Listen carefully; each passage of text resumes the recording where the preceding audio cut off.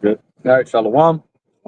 First and foremost, we want to give all praises, honor, and glory to Yahweh, Ba'ashem, Yahushai, Ba'ashem, Makakadash. Double honor to the apostles and elders of Great Millstone. Peace, love, salutations, and blessings to the house of David, which is the elect. Right, coming back out here once again through the spirit and power of Yahweh, Ba'ashem, Yahushai, and to prophesy. Right, ushering in the kingdom of heaven, which is the kingdom of Israel. Right, to proclaim righteousness on the earth. Right, which is long overdue. You know, as we see the wicked is moving, all right, as the title reads, they are in no huddle mode, right? Which, you know, is a term from football. You know, when you really, you know, when you don't got much, right, and you need to, you know, score, you at a disadvantage, you start to be in scramble mode, right? You start to, you know, try to do things on the fly, right? Try to speed up your process in order for you to win.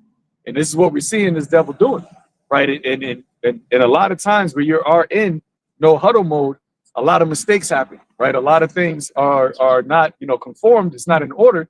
And we're also seeing that as well, right? Me and the brothers was talking about, you know, how Satan house is being divided. Brother can pull that up, Mark the 3rd chapter, right? Seeing Satan house being divided, right, on multiple different levels, right? As we always speak about the fact that you have Russia adversary against Babylon the Great, against America, right? Those are of the same household of Esau, Edom.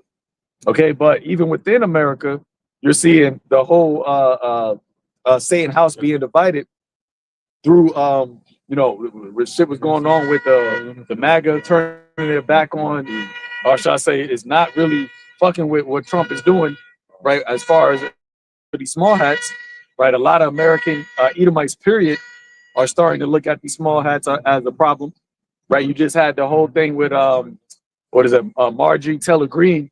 She just announced her resignation from the Congress, right? Because she's basically saying that what they are doing, right, the so-called Republicans, that we're not for any side, right? You know, just have to put that disclaimer out there, right? We're not for the Republicans or the Democrats, all right, or the independents or the socialists or any of those things, right? Because all of that, at the end of the day, is all a part of the beast, right? As the scripture says, 2 horns like a lamb, but spake as a dragon, right? And we are here to herald the coming of the true government, which is the house of David, right? The throne of David being established. But, you know, as we're seeing that, and as we're seeing what the Lord is doing, we're seeing how is crumbling right, you know, right before our very eyes, right? We did the live stream the other, was that last week? The House of Cards. Yeah, that was this week, right? That was this week. The week before the week. Okay, yeah. So we had the House of Cards is falling, right? Hey, Babylon is falling. You know, we can get that as well. But you know, as this devil starts to see that he doesn't have a lot of time, we're going to start to see a lot of more draconian measures take place. A lot of things that is going to come, you know, it's going to be overt that he is forcing this change upon the people, because it's no longer of a sense that he has time to try to use, you know, deceptive means coercively and subtly to try to bring this thing about. It's going to become now more, you know, aggressive in his manner. And that's going to bring in the chaos. That's going to bring in a lot more uproars. That's going to bring in the Egyptian against Egyptian. It's going to bring in a lot of disorder amongst, you know, the regular life, right? And that disorder is going to be used, right, as a mechanism, as we always go into the Hegelian dialectic, problem, reaction, solution, is going to bring in the solution that they think is going to bring in their ultimate, you know, agenda. But that's when the Lord's going to destroy that. You know, brothers, got anything? Got that. This is the book of Mark, chapter 3 and 23, and it reads, "And he called them unto him, and said unto them in parables, saying, Cast out Satan, and if a kingdom be divided against itself, that kingdom cannot stand." Now I say, how can Satan cast out Satan? And that's what you see a lot of times with these people, these officials, right? They're what they call the bipartisan, where you have one side is saying that they're the wrong, that they're doing it wrong, and that, you know, the Republicans are the problems, and then you have the other side, the Democrats, saying that, or should I say, the Republicans saying the Democrats are the. But it's of the same beast, It's of the same system, the same setup. So they can't. They're Satan can't try to get rid of Satan. Right. You know, you can't have Satan cast out Satan in the sense of, oh, you know, you're the evil, you're the problem, so I'm gonna fix the problem. Because as we've seen, it don't matter. And they literally showed you within the last 4 presidents, right? Because Obama was president and Biden was his vice president, and then Trump came in, and then there was a problem. So then they brought Biden in, which was just an extension of the Obama administration, and then there was a problem. So then they put Trump right back in, and then they're saying there's a problem. So nobody has any solutions. None of these devils have the answers, and they're only doing is really just causing more and more problems. And I actually did hear one of these truthers, which, you know, through the spirit, the prophet's been saying how the whole shit that's been going down with Biden, with the whole immigration and open door policy, how that was really purposely done in order to create the scenario and situation that you have right now. And that's something that, you know, like I said, the men have been saying, because the Lord has given us the understanding of how these things work. But now you got these truthers. There's one guy, full spectrum survival. He said that he's now under the belief, right? He didn't want to overtly say, but he's basically saying that whole thing that happened with Biden and him doing that, he thinks that was purposely done for this to happen right now. And it's obvious when you really think about it. When you really see what's going on and how Trump is ushering in this whole digital system, digital surveillance and biometrics, it was obvious that they needed the reason, they needed the problem for the solution. What happened? I mean, people. Yeah, of course. Right. And then who are they using as a scapegoat? Jake. Right. They're using Jake as a scapegoat for ushering all of these just that particular issue, that particular problem. Hey, one example is with the Satan can't cast out Satan is Donnie, right? He went from his administration is going to be Trump's worst nightmare to basically being a puppet boy right next to him. You know, hesitating because they asked him about him calling Trump a fascist, and then Trump was like, "It's okay, you can say yeah." And he says, "Yeah." You know, so that whole 180 to where now he's yes, Mr. President. He got his hand, you know, tucked by himself and everything. It goes to show you that. And there's a reason, like you said, why they made it a closed door meeting. Because if enemies meet together, why does it have to be closed door? You know, closed doors is between, you know, conspiracies, things that you're going to conspire together to do. So all of a sudden, they go from rah, rah, rah, rah to New York, and we all see eye to eye and yada, yada, and so on and so forth. Because whether it's on the right or it's on the left, their job is not really to take each other out. Their job is to work in that sense to give you a certain perception so they can sway you one way or the other. But either way it goes, they're look, it's like one of them taking you the local route, one of them taking you on the highway. And you go on the highway, traffic, let's transfer it to local. Then the guy on the local route tells, oh, it's too many stop signs. All right, get back on the highway. And either way, they both take you, you know, in parallel directions towards the same destination. Because guess what? You're going to see the highway driver and the local driver and the same destination. They said campaign promotions for Mondani. They said voting for Mondani is like voting for Trump. Yep. Even though they said against each other. Yep. So now they got a whole bunch of niceties to say about each other. Yeah. You know? All the shit that Trump was talking that's going to be terrible. And then they asked Trump, you know, would you live in New York as him mayor? He said, yeah. Just like that, right? Just like that, it shows you just how people are just so stupefied because they're playing right in front of your face.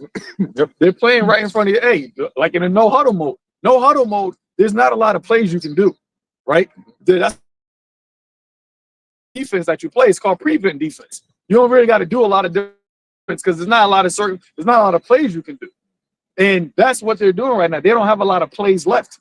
So it's predictable to those that know, right? But if you're not, and sometimes the no huddle mode you can get scored on because you're not, you're not prepared for it, right? You're not prepared, and you're not really paying attention to the setup, and that's what these people are, man. They're getting distracted because a lot of no huddles are a lot of trick plays, right? You do a lot of passes, and then you got all these things, so you getting tricked by the actual play. But it's really if you keep everything right in front of you and you pay attention, then you don't let them score, you win.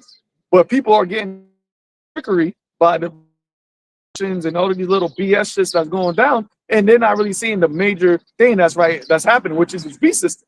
The one thing that's being consistent is this AI system that is continuously being talked about and continuously being ramped up.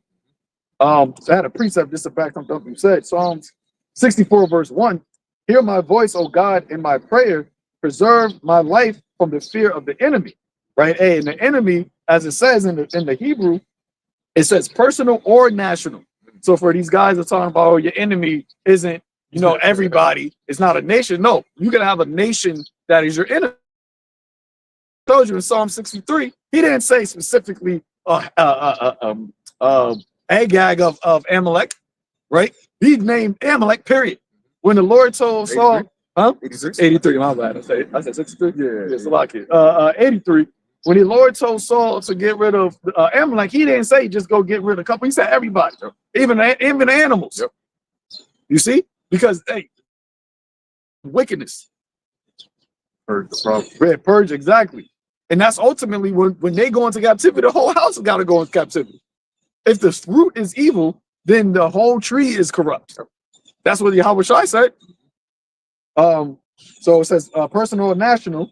It says, hide me from the secret counsels of the wicked, from the insurrection of the workers of iniquity. Counsels that they're doing, like how the brother said, right? Those closed door meetings, right? So when they do the Davos meetings they're with, they show you certain things, but then they got a whole other counsel, a whole other conversation they have in the back. Yep. And it's always been like that. The Bilderberg, even hear about a Bilderberg meeting. You didn't even know what that was. Yeah. And then when people found out what it was, go there and say, what are y'all talking about? But they wouldn't even let you. Couldn't. There was actually like a road, and then you couldn't even get to like where the building was. They had it blocked off for like miles. Yeah. So they had like all of the news people like miles away from where the actual building was. And then they would walk them, and they would see like the cars come. That's we all didn't really see in there. So they'd be trying to see like who's coming to the meeting. And it's because of what? Because those secret councils is really what they're talking about that you're seeing played out on the earth. That's why Klaus Schwab said that the people in this room are the stakeholders of the world. Verse 3, who sword and bend their bows to shoot their arrows, even bitter words. And what is that? That's their laws, their legislations. The things that they put in place, those are the bitter words. Those are the arrows. They got Trump say about the federalizing this a standard AI, a federal standard for AI. Yep. We can't have 50 different rules for AI. And the thing that these devils have is the sensible. Oh, you know what? That does make sense. But then the standard, right? The federal standard is going to be the standard for everywhere. But what is he actually talking about? Right? He's saying, oh, no DEI. We got to get rid of no woke AI. And we already broke down whenever they use the word woke, they're talking about you niggas. They're talking about Jake. Yep. Because the word woke comes from Jake. That's so-called African-American vernacular. Get up to where that terminology came from. And it actually stems from Jake being aware of social issues, social problems.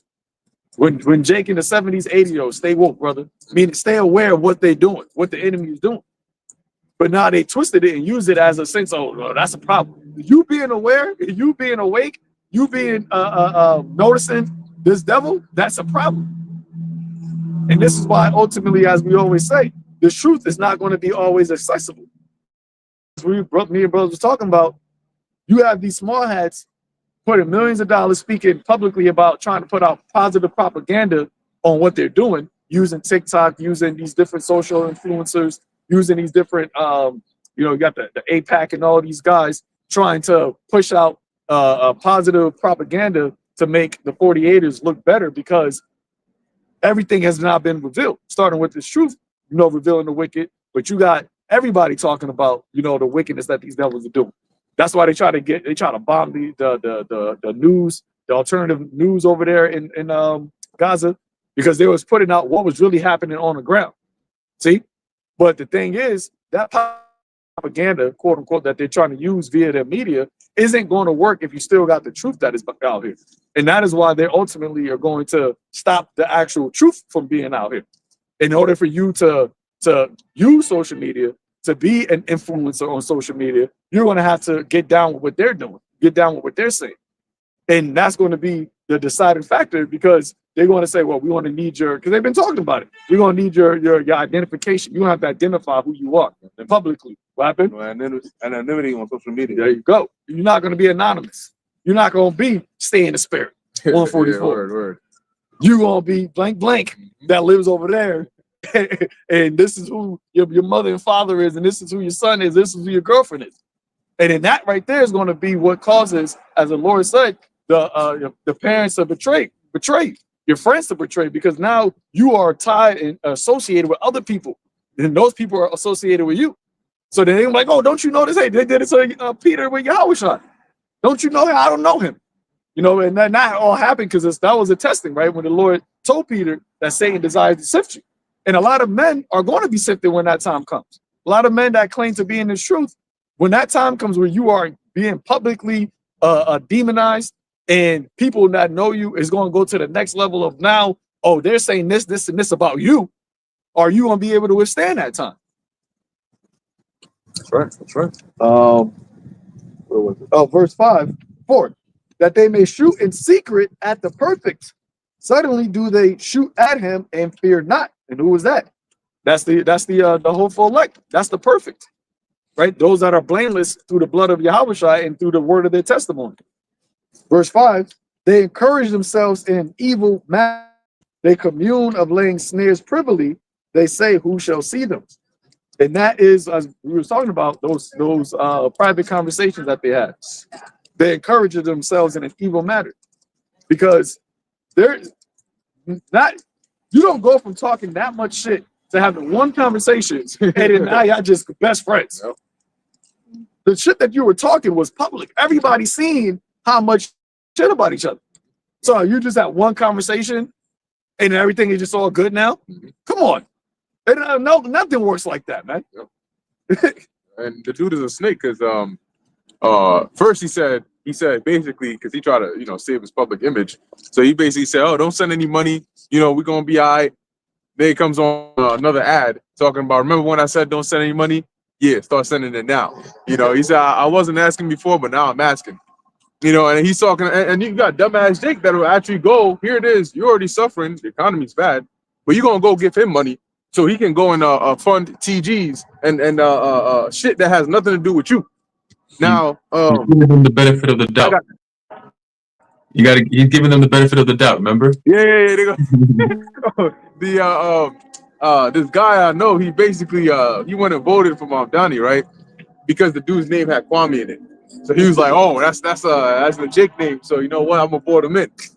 And I said, yo, why your boy doing a 180? And he's like, I'm at a loss for words, man. Then like 2 hours later, he comes back and says, well, I'm gonna give him the benefit of the doubt, until he starts implementing them policies that we're gonna see. So I said, there's no you Jakes, we don't talk to you. There's no getting through to you. Now, there have been a lot of people saying that it's either one of two things with this guy right now. There's this thing apparently in Islam. It starts with a Q. I forgot what. Yes. Oh, that's the spirit. That's the spirit. Yep. Takia. Yeah, that's the spirit. Yep. And they're saying, some people are saying that that's what he's practicing, which, long story short, the J's got something like that. But it basically, I think it's like, it allows you to lie so long as it furthers Islam. Well, yeah, it says, Takia is a concept mainly found in Shia Islam. Its original purpose is self-preservation, not spreading Islam. It allows a Muslim to hide their faith or withhold the truth only when they are under real threat of persecution, torture, or death. So with a snake like that, he could very easily spin that to justify himself, because people are saying, wait, hold on, you're Muslim, but why are you supporting TGs? Because in your Quran, right, they're not with that TG stuff. They're not with the Moism. So all these things, prostitution and all that, we're gonna make that, we're gonna legalize that, we're gonna do all these things. And then on top of that, you supporting the J's, which are blatantly anti-Islam, right? They've showed you that. So what's going on here? You know, and that's what people are saying is either he practicing Muslim or he's practicing that. More than likely, whatever the case is, I think he's just a puppet they threw up in there anyway. But it's similar to what the Jays got, where they'll like Haran always goes into, they'll take an oath that allows them to basically like void any other oath that they take or they tell you. So they may say, yeah, we'll do this, but it's kind of like saying it with your fingers crossed. They don't really got to do it. That's why they end up us, and that's why their motto is in through deception we make war. Oh, and then after you, Haran, I think.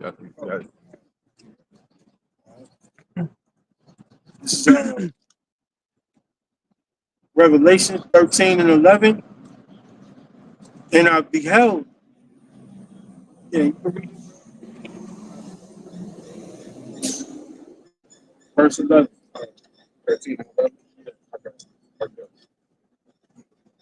Revelation chapter 13, verse 11. And I beheld another beast coming up out of the earth, and he had two horns like a lamb, and he spake as a dragon. Right, they on the two different parties, but still speaking under the same pretext. All right, they all got a agenda that's accepted by them all, like the Quran said, when they sit at those tables, when they go behind closed doors, they agreeing on all those terms that's going to be beneficial to them, but like detrimental to the rest of the people, you know. So that speaking of the dragon is those laws that's those what they call it the big beautiful bill. Yeah. So those things is coming down the pipeline, and we're gonna see it. We seen it before. Those is that they saying that they those other camps predicting like 2030 and all of that. We seeing all that stuff happen right now. They in a quick no huddle mode because they doing all those things because we exposing them. So they gotta jump in advance to do what they doing right now. That's it. Yeah, and hey, real quick too, they Tom Holman, he said that ICE is gonna surge into Mamdani's New York or Mamdani's NYC. Now, watch what his reaction is, because his reaction was he said if you're gonna deport any criminal illegal aliens, you're gonna need to go through me. And now he just had a meeting with Trump. So let's see what he actually does when they start doing that. If he slithers away, well, you know, he's a criminal. He was a criminal, so you gotta take him out. You gotta take him out. But let's see. People do the same thing Adams did, nothing. Yeah. Hey, Khan, I got a quick precept here. Y'all brothers can hear me? Yeah, we hear you. Yeah. Loud and clear, bro. All right, cut.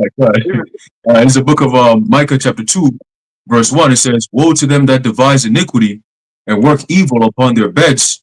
When the morning is light, they practice it because it is the power of their hand. Right? So going back to what the Zaquan was reading about these elites and how, and even Bakar mentioned how they have these behind the door, closed door meetings, right? What these closed door meetings are there for is literally to come up with an agenda, with a master plan that they can actually execute around the world, because they can't do it in the open, because everybody's going to be like, hey, we ain't for that. We ain't vote for this shit, right? So you have this concept of NGOs, like we always say, oh, you have privatized corporations. And I was talking before earlier about it, that how soon you're not going to have voting. Like voting is going to be a past thing. Like nobody's going to be voting, because who are you going to be voting for, right? These people who you so-called vote for, most of the time is a public thing. It's a government thing. Like people voting their government people into power so they can do the serving of the people's requests or desires or whatever the case may be, whether it be food, whether it be healthcare, whether it be education, whatever the case may be. That's why you have governments there. Governments are there to be public, to serve the interests of the people that put them in place. That's in a so-called democratic government.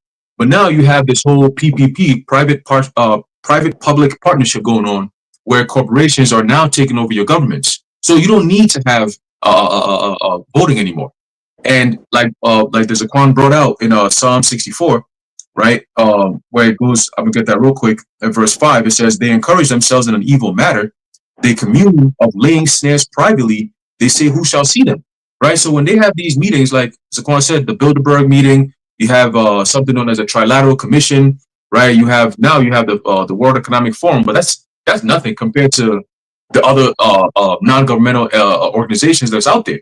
These major corporations, they're the ones that are running the world right now. They run the governments. Okay, they're the ones who have those meetings where your presidents don't get to go in, but the policies are ruled through your presidents. Okay, so you might have a president in India. He's sitting down with Gil Bates, and they're discussing health.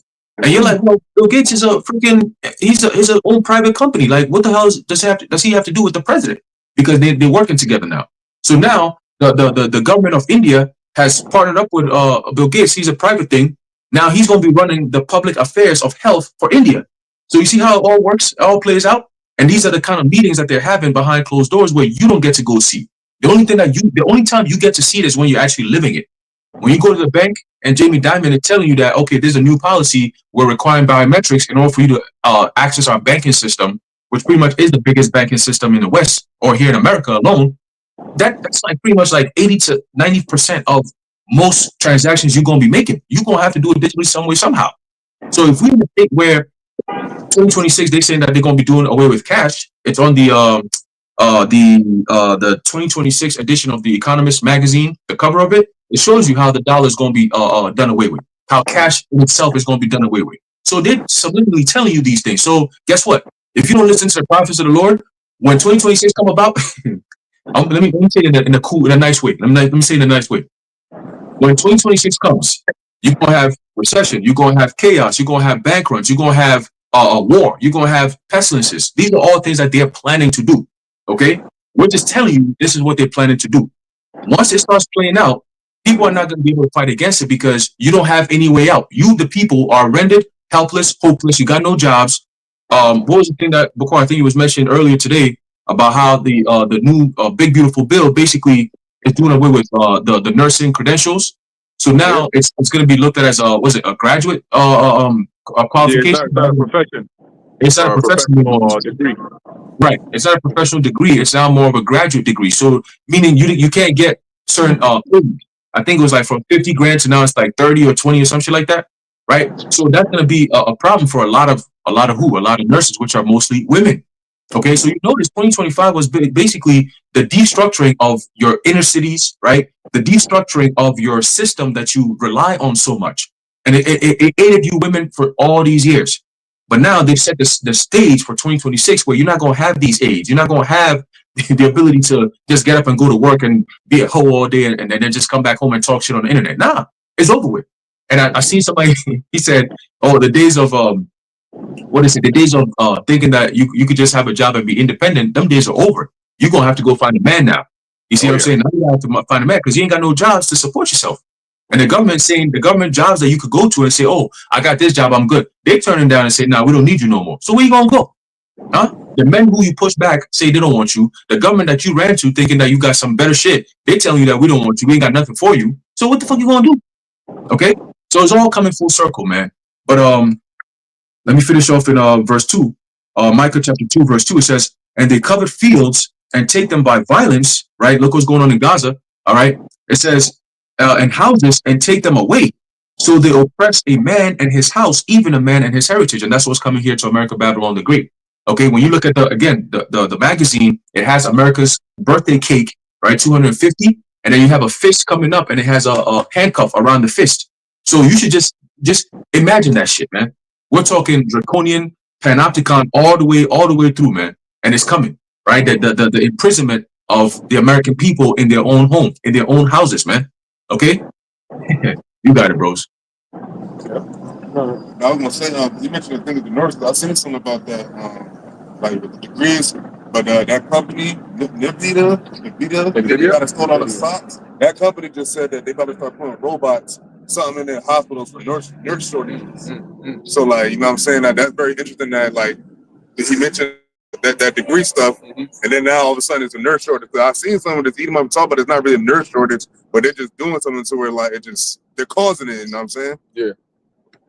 Just to add to your point, I was at work this week and I was overhear. It was a conversation I was having with somebody, and basically he said that his family member went to Japan and got a surgery with a robot, and basically that's commonplace over there. It's not like, America's always behind because this place is just worn out. You know, they got the maglev train and I think it's Japan, flies like 300 miles an hour. You know, they got more advanced technology, but over here they just don't give a shit. They've already facilitated. They could put the money in to advance it. They just don't give a shit. But the dude was telling me the robot did the surgery, and basically the people that get the big money are the people that know how to program and work with the robot to do it. And sometimes in the middle of it, doing something on an organ, they'll have to reprogram it or something like that. And those are really the people that are getting the big bucks. And the doctors, they still there, but they kind of getting phased out more and more. And that's really what they want to bring on a global level.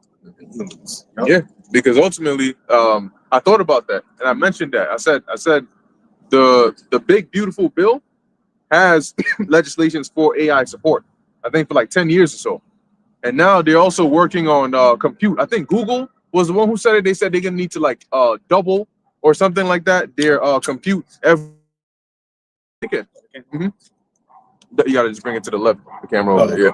Yeah. They're gonna need to double the compute like every month or so for the next, I forgot how long. But that whole electricity consumption that they're saying, who is it gonna take away from? Eventually, because electricity is still a commodity, and eventually and that's gonna affect the people to where the the people themselves are gonna have to either have electricity now rationed for you.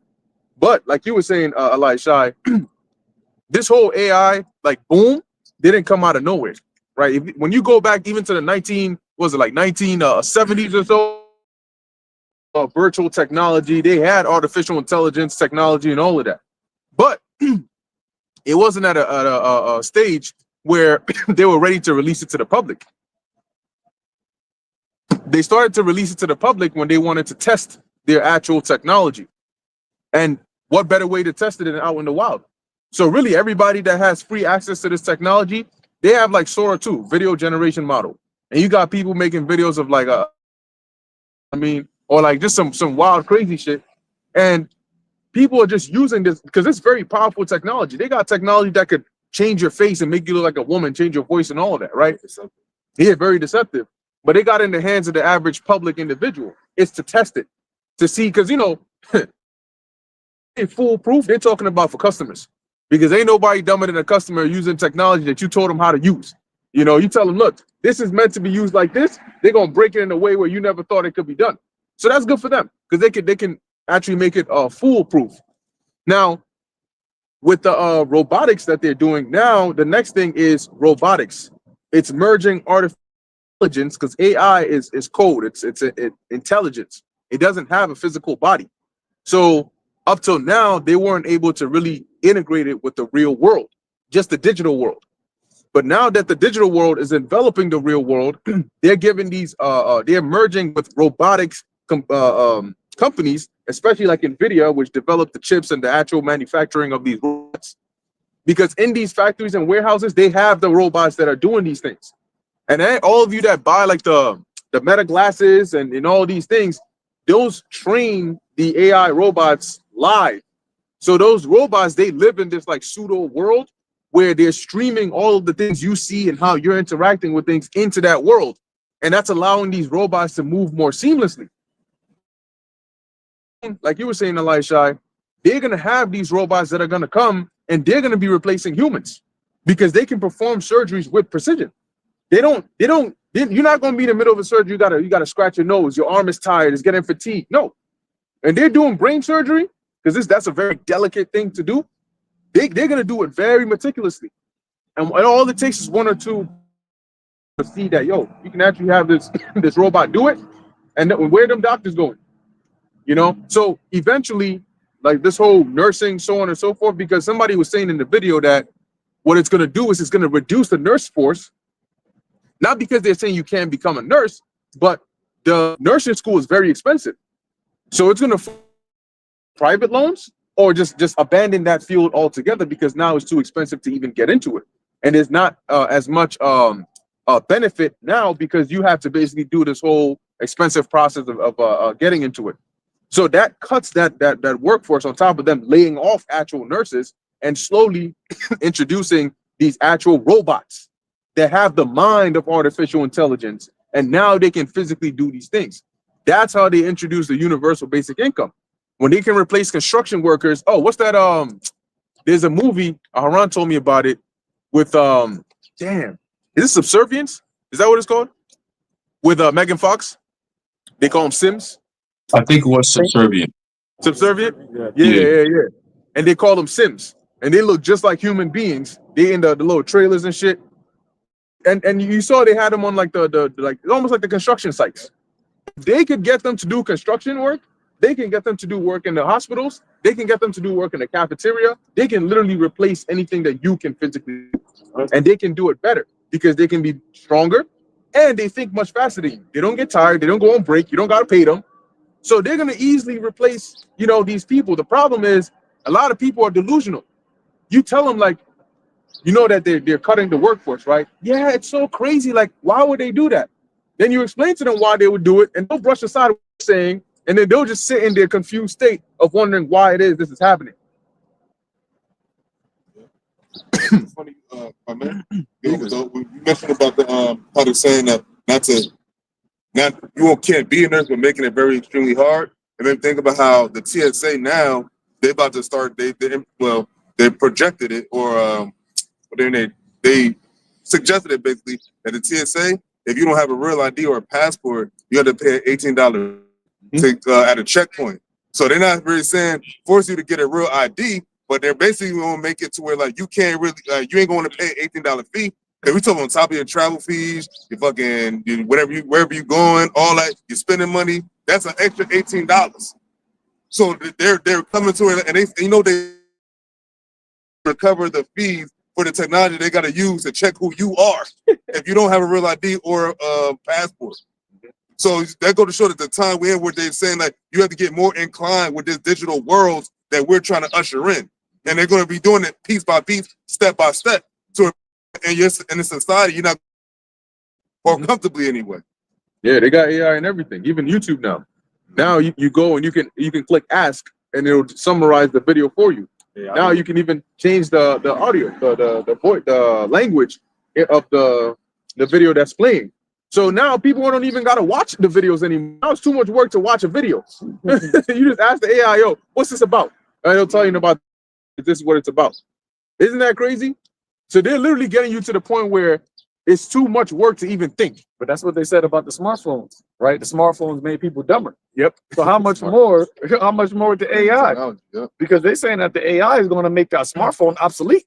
It's going to make the smartphone stupid. So the people, because it's getting to the point where, like you just said, they don't want people to think. They want people to be told what to think and how to think. And that's why they're going to make thought crimes. You had Elon Musk said that, yo, you ain't going to need prisons anymore because if you have a criminal, you just give them an Optimus robot that's going to follow them around. And as soon as they try to commit a crime, they're going to stop it. And I was like, well, how are they going to stop it? How are they going to know that it's about to commit a crime? Because you're going to have that, you're going to be integrated into the system. So they're going to, like how you've all said, you're going to be hackable. So it's going to be able to detect. What did Chief Justice Roberts years ago? That there's laws that can a microscopic tag be put into an individual that is to determine whether or not they're predisposed to crime. There's actually laws on that. You will rule in your tenure, mark my word. And that Chief Justice judge, he's still in as one of the judges right now. He's older because that was years ago. But he's and you see, actually, when he said that, it went over people's heads, right? Because it's like, what the fuck are you talking about? Yeah. Because that technology wasn't spoken of in public. They had it back then, like our brother mentioned, they had it. There was something that they were, working on. It wasn't being put to the forefront. But once this whole thing happened with the lockdowns, they said, boom, what this is the time to bring this out. This is the opportunity to reset the system. I mean, it was like another form. Hey, they talk about also too with the hospitals. Well, I forget what they called it, but something to where like they could put a V in you without your consent. Oh, the Vanessa. Yeah. Well, they hide it. Technically, they're gonna say they got your consent, but without you knowing. You didn't know you were giving consent to this because they reworded it in a certain kind of way, or they hid it in like a freaking 10-page. Because you know what they'll do? They'll give you them long ass forms. and then they'll use the yellow, you know, highlighter and just be, oh, just put your initials here. And you know, a lot of the times too, with shit like that, they do it at the most opportune time for them. Get the ambulance, or when somebody's having an emergency, the ambulance comes to pick them up, but then they have a whole another person that has nothing to do with what's going on. That person comes to, you know, a loved one, like, yo, you know, if you just sign right here, that person is not thinking about these paperwork. They're thinking about, yo, I just want my loved one to be good. So they, at a time where they're distraught, they're not paying attention, they're, you know, they're like, this and right here, you know, we're gonna take care of them. You know, don't worry about it. They don't tell you what to read. They don't tell you what it says. They just say, yo, we just need you to sign this. So then after, the shit could be just a little bit, some of the small problem, but now you got to pay $10,000 worth of you know medical bill because. And once you signed it, that's the covenant. That's the contract. Almost every time. And that's what this devil is doing, but on a global scale. And that's why we always say they're going to bring some type of black swan event, something that is going to be catastrophic to where people are going to be in a disarray. People are going to be confused, right? And in that time of that confusion, during that time of them being scared and afraid of what's happening, that's when they're going to come with the contract. That's when they're going to come with the covenant, which is what that MOTB, and it's going to seem like it's something that is going to help. It's going to be beneficial. That's what they're even doing now. They're telling everybody, "Oh, this is going to bring hundreds of thousands of jobs," but everybody's losing their jobs. It's going to kill millions, but everybody's losing their jobs. And then on top of that, what type of job is going to bring? Because there's not going to be a whole bunch of different types of jobs. It's going to be one type of job. That's how they showed you in that movie. You was talking about Elysium. Everybody was only just working to build robots. That's it. You was working to build your overlord. It's either like you're in the physical warehouse building it, or you're a programmer of it. And I remember this lady from, I think she was of the world government, and she said that in the future, everybody's gonna need to know at the very minimum how to program. Like even like I think she said Python. Python is gonna have to be like it's gonna be like how you use Microsoft Word. Bro, you gotta know that. My son, 6th grade, one of his classes now is engineering. 6th grade? 6th grade. And they're introducing on the second half of the semester. So year. And I'm like, so I'm looking at it. It's not in the first part because the first half you got the arts, you know, the regular. I see the second half. It said engineer. I'm like, engineering? What the fuck? But that right there goes to show you that's what they're already priming students to be involved in.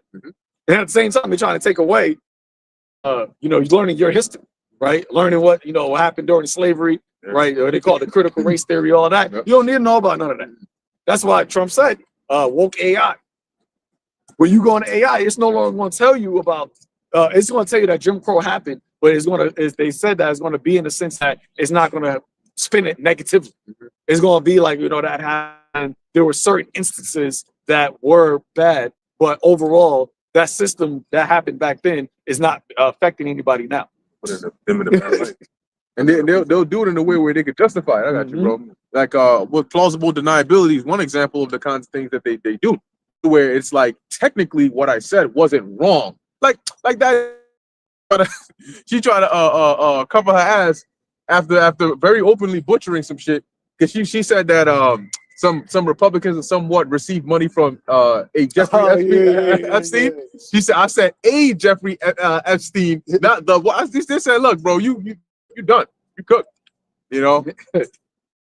Because maybe think when you talk about the brother talk about the ambulance. So like Esau does it a lot, because when you get these, you got some kind of agreement. It's a long ass list, and they know the psychic people that I can't read all this shit. I'm not about to read all this shit, and they bank on that shit. And what happens? We all sign the shit at jobs and all that. Be a long ass paper, and you don't know, really don't know what you're signing. I mean, you read some of it, but like on some real shit, they don't at that time. Like, the shit you have that they have there, that shit will take hours to read it, like thoroughly and understand. Yeah, understand it. But they saying that you should like have a lawyer reading that type of shit. You know what I'm saying? But because the lawyer is the one that wrote it up. Yeah, they're lawyers. The Amalekites. there you go. So speaking of Amalek, now So you want to control everything, and now everybody, you've been found out. So let's see what the judgment is for you. This is the book of Isaiah chapter 10, verse 1 in the NLT. It says, what sorrow awaits the unjust judges and those who issue unfair laws. That's definitely what you've been doing your whole tenure in your rulership. Especially you want to talk about just America and this age of your rulership. Go back to the Romans and go back to the Greeks, but here in America, because here is where you did it, so you made it seem like it was good for the people what you were doing. You made it seem like, oh, that this is for you. Like the AI shit, like saying that, oh, everybody got to become in league with AI. But everybody's not. You can't just get all into AI and just be like, yo, now we all in AI. And what they're going to start doing is they're going to start springing more and more of these unfair laws on us. That's why Trump was all talking about like the I don't know if I have to uphold the Constitution. All that shit. So it's verse 2, Isaiah chapter 10, verse 2 in the NLT, it says, they deprive the poor of justice and deny the rights of the needy among my people, though. He said, my people. Like the brother said, who are they oppressing more with all these, the new laws they're trying to bring? Jake, why the hell are you in Venezuela and why are you in Haiti? Shouldn't you be in Iran? Shouldn't you be over these other places doing shit? Why are you talking about you about to attack Venezuela personally? Like actually American troops. Who's that? Nigeria. Hey, who they really going to try to use that for? It's going to be the elect. Because think about what happened during the time of Daniel, right? Where actually somebody can pull that story up, where those individuals conspired to basically set up Daniel by creating a new law, right? Creating a new law, knowing that Daniel was a servant of the Lord, knowing that he had a specific regiment of, serving Yahweh Shem Shai. So instead of attacking him directly, they attacked him indirectly and convinced the king to create a new law that nobody could pray to another god. And that's what this devil is doing. That's what he is setting up. That's why when you go in Revelation 13, it said that he said that all should worship the beast, and whoever wouldn't should be killed. That's what the whole AI system is really going to do, is you got to be fully integrated into it. And if you're not, then you're going to be, by definition, what do they say? You're going to be disassociated from society, right? You're going to be detached. That's what it was. If you're not fully integrated in the AI system, it's just like having a cell phone now. Having a cell phone, if you don't got a cell phone, it's really hard for you to maneuver within society, man. Real quick, so because it made me think about that snapshot that was happening when the government shut down. So it said they deprive the poor, this verse 2, it said they deprive the poor of justice and deny the rights of the needy among my people. They prey on widows and take advantage of orphans. What? Those are the vulnerables. Yeah. Right? Most vulnerable. Yeah, and that's because even in the ancient times, those are the ones that the society was supposed to take care of. Because a woman in ancient times, it was no independent type of woman. It was very important for the welfare system after the woman, whether she it said widow, so if her husband died, because a woman couldn't, in the ancient times, she couldn't go out and work for herself. So you take advantage of her being defenseless and use that to your advantage. And we are like that. Right? The Lord said in John that I would not leave you comfortless, I will come to you. And that word comfortless in the Greek was I would not leave you as an orphan. And that's why for us that has this knowledge and this truth, we have the protection. We understand that our husband is with us. Metaphorically, Yahweh Shai, us being a bridegroom. But the people, right, the ones that are not knowledge and wisdom, they're like widows and orphans. And those are the ones who Esau is really going to, those are the ones that's going to go down to Egypt for help. That's why when you see what happened with the shutdown, how Jake, especially the women, how they were lamenting about not having their teats. Yep. Because they felt defenseless. They felt like a widow. Who's going to defend me? Because that right there went to go to show that your protection is in this devil, is in this system, is in him. So if he wants to just say, you know what, turn your back on you, then you're going to feel like I got nobody. Yep. Then that right there is that was like a simulation. I was like, Esau using it. I said, let's see how I can get these women to switch to how much they need me. Because ain't no woman say, you know what, we don't need go back to the man, to go back to our man. We're gonna trust in the Lord. They didn't say none of that. They just became worse. We gonna have to go steal it. Got it? Daniel 3. Yeah. Start from the top. Yep. Daniel 3:1. Nebuchadnezzar the king made an image of gold, whose height was Wait. 3. About the six. I think it's six. Oh, y'all not talking about the one where he made the image about now? No. When he was praying, When he's praying, trying to make a Oh, motion. yeah. conspired against them. Start from the top. You can just find that word out. I don't know exactly where it's at. Well, he made a decree at verse 6. What verse? It's about 6, 7. You can start off at verse 4. 4. What 4? What? You can start off at verse 3 or 4. Yeah, verse like 4 is fine. Daniel 6 and 4. 6 and 4? Yeah. Daniel 6 and 4.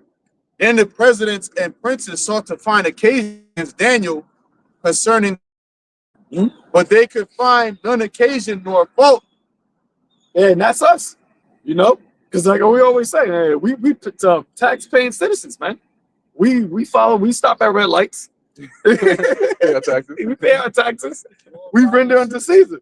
What happened? Law-abiding citizens. All we doing is exercising our First Amendment right by coming out here, right? Right. This is a non-violent demonstration. So they can't come at us in the sense like, oh, you guys are like the Muslims. We ain't out here praying in public, getting the whole block. We don't block the sidewalk. We agree with our adversaries. We don't incite any violence at any of those things. So as he said that they wanted to have an occasion against us, just like during the time of Babylon, Neo-Babylonian Empire, but they couldn't. So what do? Instead of, and they're going to do both ways. They're going to try to use the AI to do, but also they're going to change the system so now that what we do is actually a problem. That's how we always talk about they're going to outlaw the Bible in the sense of how we're speaking about it, how we're preaching about it. Yeah, it's not going to be the evangelical Christianity. It's going to be, those guys with scriptures to preach hate. Right. So now you change up what the terminology of hate is, because the scriptures in its entirety, it is a book that is tribal. Right? We won't use the word tribal. We're not going to use the R word. Yep. We're going to say it's a tribal book. Hey, did not Lex Luthor say that in Batman versus Superman? God is tribal. He does choose sides. Where they scriptures? The Lord said it all throughout. My people. None other spittle nation. It's all over there. But if you change the term, now if you change, I'll take you about shut up. Now if you now change up what hate speech is, now you can say that's what you guys are doing. ChatGPT is integrated in our Israelite doctrine, and they're using that to be able to put it in the form of like we're well versed in which I believe in, so we can manipulate the bill to go to counter react which I coming with, because they as seen, ChatGPT uses GMS doctrine a lot when breaking down our prophecies as far as what Hebrew Israelites believe. Is the truth? Yep. Right. They know it's the truth. Yep. So they integrated into finding that new bill like they did for Daniel with praising. I mean, with him worshiping the Lord. All they gotta do is just say that y'all can't prophesy. It's illegal to prophesy. And they can just go into it and make that a bill or make that a law for us, and that's all we do. So that's way trying to get us off the streets right there. Hey, quick point. Daniel he was loved even amongst his enemies. He was loved, and that's part of what the Lord said to Jeremiah. The enemy will entreat thee well. Right. Basically, there's no occasion against us. Even certain Edomites think it around us. They're like, damn, in their head, they're like, damn, I kind of like this nigga. Like shit. I hate every nigga I ever met, but this guy's a little different. He's an upright Jake. And that's like a lot more of a movement now with Jake, that they departed from that YN lifestyle. The quarter zip, thing they're talking about where Jake is wearing this type of dress where they more proper or whatever. But that's like, especially with the men of the Lord, though. The men of Yahweh Ba'Shem Yahushua, there's a spirit in them. So they really can't find no occasion against them. So it's a couple of hating niggas behind the scenes that's going to set this thing up to try to have us accused. And that's why they have AI, because it's not emotional.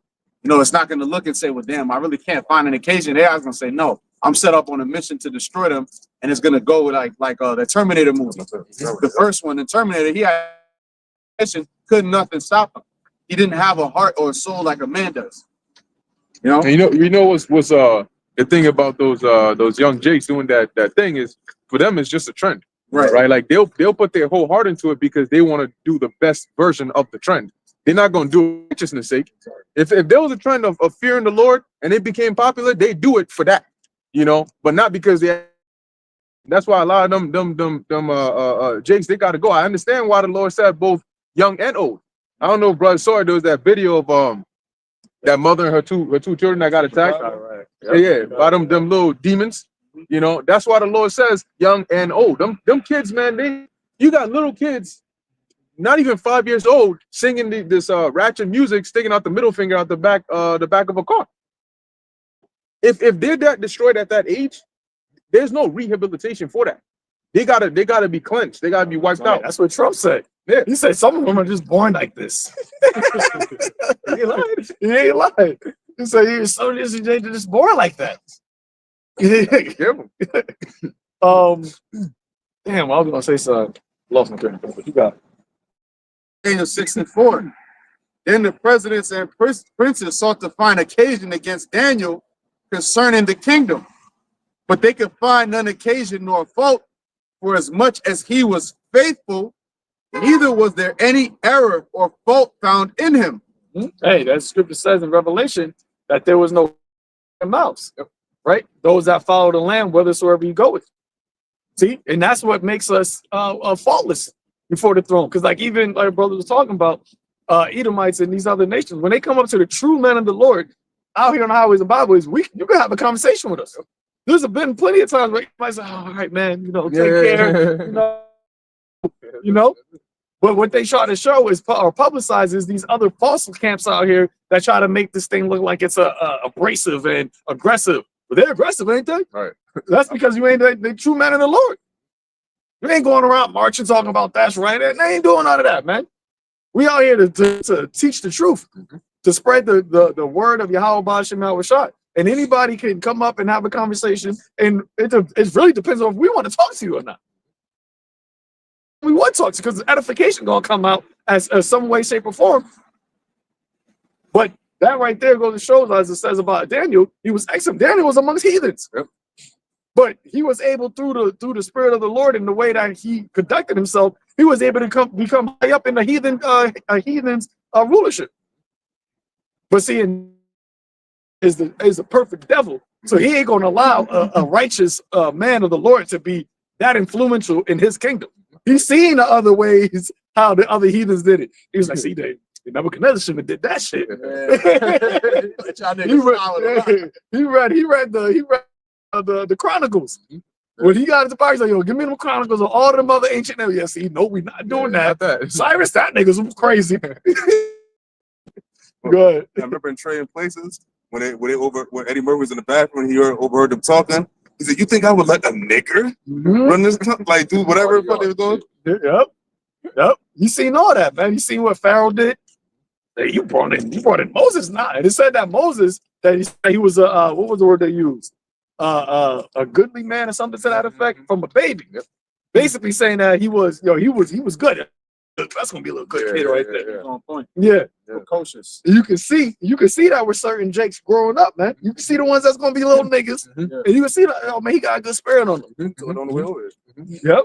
Yeah. And you know what they did too is like you said, they did the reverse. Because rather than taking that one that is righteous and putting him up, the wicked ones that can influence the world in a wicked way. That's why they should have put the man of the Lord in these positions, but who they pick? Celebrities. Right. And you find out how many scandals do you find out coming out about these celebrities doing some weird off shit. A lot of freaky stuff you see come out is really these celebrities that do it. And majority of them, if not all, are Jake. So that's what he did. He said no, because he's not pushing a righteous kingdom. See, back in the world, the heathens, they actually had they were heathens, but they were about, okay, how can I have my kingdom flourish? Right. Esau, being the son of perdition, his flourishing is destruction. It's destructive. It has destructive side effects.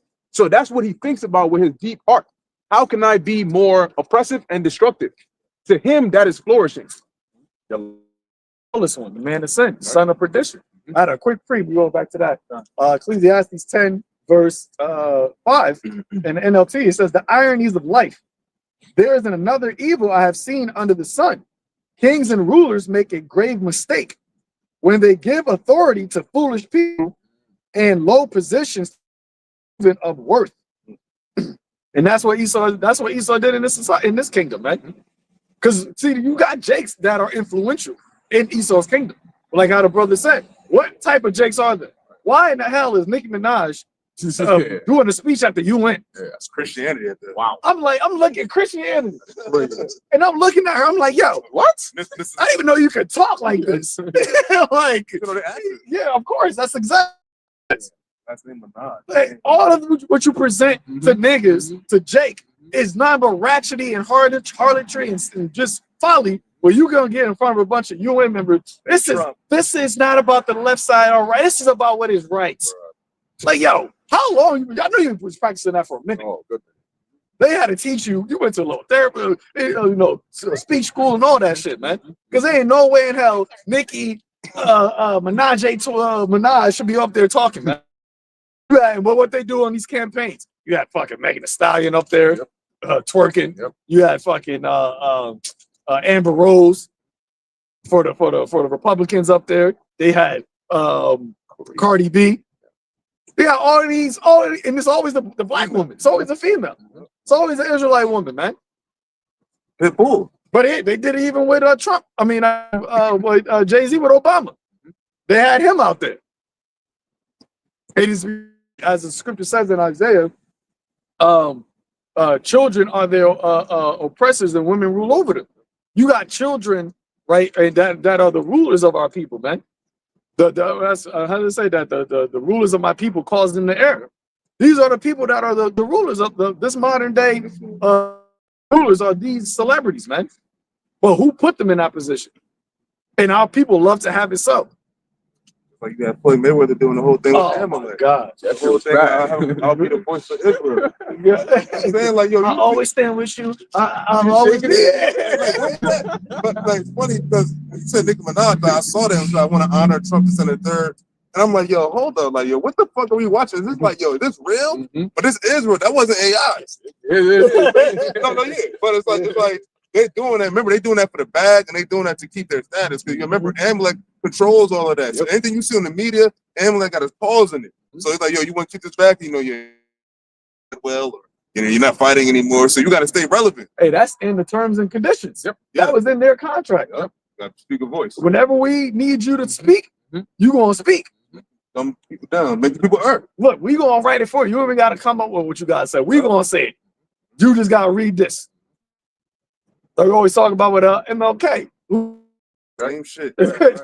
Now they're just athletes. Yeah. And you know they're about to do something because, like I said, it's not coincidence. Like all of a sudden, back to back to back, different so-called celebrities in jumping in the political limelight on some like with the whole Mayweather situation. That was like out of left field. It's like, bro, what? Out of nowhere. What happened to the boxing videos? And you can see his energy was completely different. Mayweather is naturally a cocky dude. When he talks on there, he's doing his thing. He's doing his thing. It's like this. Y'all see a lot of y'all fighters that do it this way. That's wrong. You gotta do it like this. You gotta do it. He's taunting people. Like, that's him. And he get on here like a freaking preschooler. You know what I'm saying? I stand with your eyes all red, watery and shit. Like, they just beat his ass before they brought him out there. And you Amalekites in the back. Yeah. Even when you got these political jakes, right? I remember when Adams, I think when he was doing like his inauguration speech, he was out there, I'm going to be for blah, blah, blah. People, you look at the people that's behind him. Ain't nothing but a bunch of small, well, they don't have the small hats, those are the political ones, but the political Z's, the ones that control the same shit with Ma'am Domney. You see who he was with the fake froze niggas. It's always the same thing, man. But this time we're in a time where it's being exposed. Right. It's the exposure, and they see it. They know that they're being exposed, and they know that the main exposure is what is happening right now. This is what's causing this whole stir up, man. As we always say, through the spirit and power of Yahweh Hashem Yahushai, we are literally speaking the end into existence. Right. The end of your kingdom. And your last move when you actually touch the anointed. When you say, you know what, we can't do nothing else. We tried every other avenue. We gotta go. We gotta get What? Psalms 12 and 8. The wicked walk on every side when the vilest men are exalted. You got it. And that's what Esau would do. He'll take the biggest sack of shit amongst our people, okay? Fucking low-life scumbag. Just like the Greeks did, man. You know, they took the most, they look and say, nah, we don't want them. Yeah, send him over there, the one that's eating out of a dumpster. We're going to take him and put a crown on his head, and he's going to be the ruler over y'all. That's why you get a Diddy in this position. That's why you get Mayweather in this position. They're not going to put us up there because we're going to say, hey, Israel, y'all the people of the Lord, and repent and praise Yahweh Hashem Yahushua. Yo, cut the feet. You cut it quick. Get him out of here. Who the fuck told you you can say that? We're going to say what the Lord told us to say. Right? But that's just what the society is all about. All right, nothing is new under the sun. That's what happened during the Greeks. All right, that's what happened during the Romans. That's what the Romans, the wicked scribes and Pharisees said, that the Romans will come and take away our place in our nation. Yep. That's what they were concerned about, not that the word of truth was being preached. So everybody is kissing Amalek's ass kick. That's Mamdani and Trump. It was basically a humiliation ritual. We're going to have y'all talk shit against each other in the media for this whole time. And then when he gets in office, y'all go come and kiss and make up and kiss the ring for Amalek in front of everybody. Yeah, slap you on the arm real quick. And even Trump is humiliated because this nigga's is in your face. Back. Dude, just slapping them everywhere. And You can say it. yeah, good boy. Yeah, exactly. Good boy. Making a fool out of him. You know, but and also Trump looks stressed the fuck out too, because he know this Epstein shit is hanging over his head. They're like, listen, you gonna go out there with Mamdani, like him, fuck him. He's a heathen, you know. But basically, he had to go out there. They both had to do it because they. And what was their unified theme? Well, we agree on more. We agree on a lot more than I thought. Yeah. I'm sure you did. I'm sure you did. So that means that y'all just talked about a socialist, fascist country. Yep. You add both of those things together, like, well, you own nothing because the government owns everything. And going back to what you were saying, that's what happened during the Greek Empire. That's what the Antiochus was telling one of the brothers. Look, if you consent to what I'm saying, well, I'll make you rich. I'm gonna put you at the right hand and sit in the seat of authority. You know, you don't have power. All this. All you got to do is just taste this wine. Yep. All you got to do is just sacrifice into the idol. What did one of them tell? I don't know. The last one. What did one of them brothers tell him? Said, your seed. You and your seed. Yeah, your seed. And that's who Trump and all these niggas are. That's the same seed. Yep. It's like no time that they're going to make another public spectacle of one of the with causing a diversion with Jay-Z right now. They're going to say that he's going to be the next one on the because he's like a public figure to Jake as far as being influential, as far as being one of the richest rappers or whatever influencers. So in order to get him, that'll take the pressure away from the scrutiny of what they got going on. They public exposure, the things that are being uncovered every day, because ain't nobody bigger than Hov right now as far as entertainers, So Diddy, there was speculation that Diddy will snitch on them about the things that they had going on that the scandals. So for that to come out, just want to look out for that. But Isaiah 47 speaks about them being uncovered. Come sit down in the dust. Oh, virgin daughters of Babylon. That period is happening every day so far. I see, with the food, finances, everything. Even some of the historical the historical facts about Amalek with the gas chambers is being uncovered. And it was untrue. Yeah, well, we can't speak too much about that. They don't play with. You know what I'm saying? They'll get on your joint quick. And now, like we've been saying, with the integration of AI and everything, now it's not a matter of submit an appeal, and they're not. Why do they need to give you an appeal? Because it wasn't a human error. They trust the AI system, you know, and now they've a full page in front of AI in 2 seconds. It already read everything on that page. It's not gonna need to. I gotta cut to the 50-minute mark. Oh, it's a long live stream. If I hide it in the 51-minute mark, it ain't no. It's gonna catch it, you know, because now they got the transcript. They got the transcript for a reason. Because when they take your audio and put it into text, it's easier for the AI to detect anything that it wants in there. Easily scan through it. Okay, what keywords, what buzzwords are they using?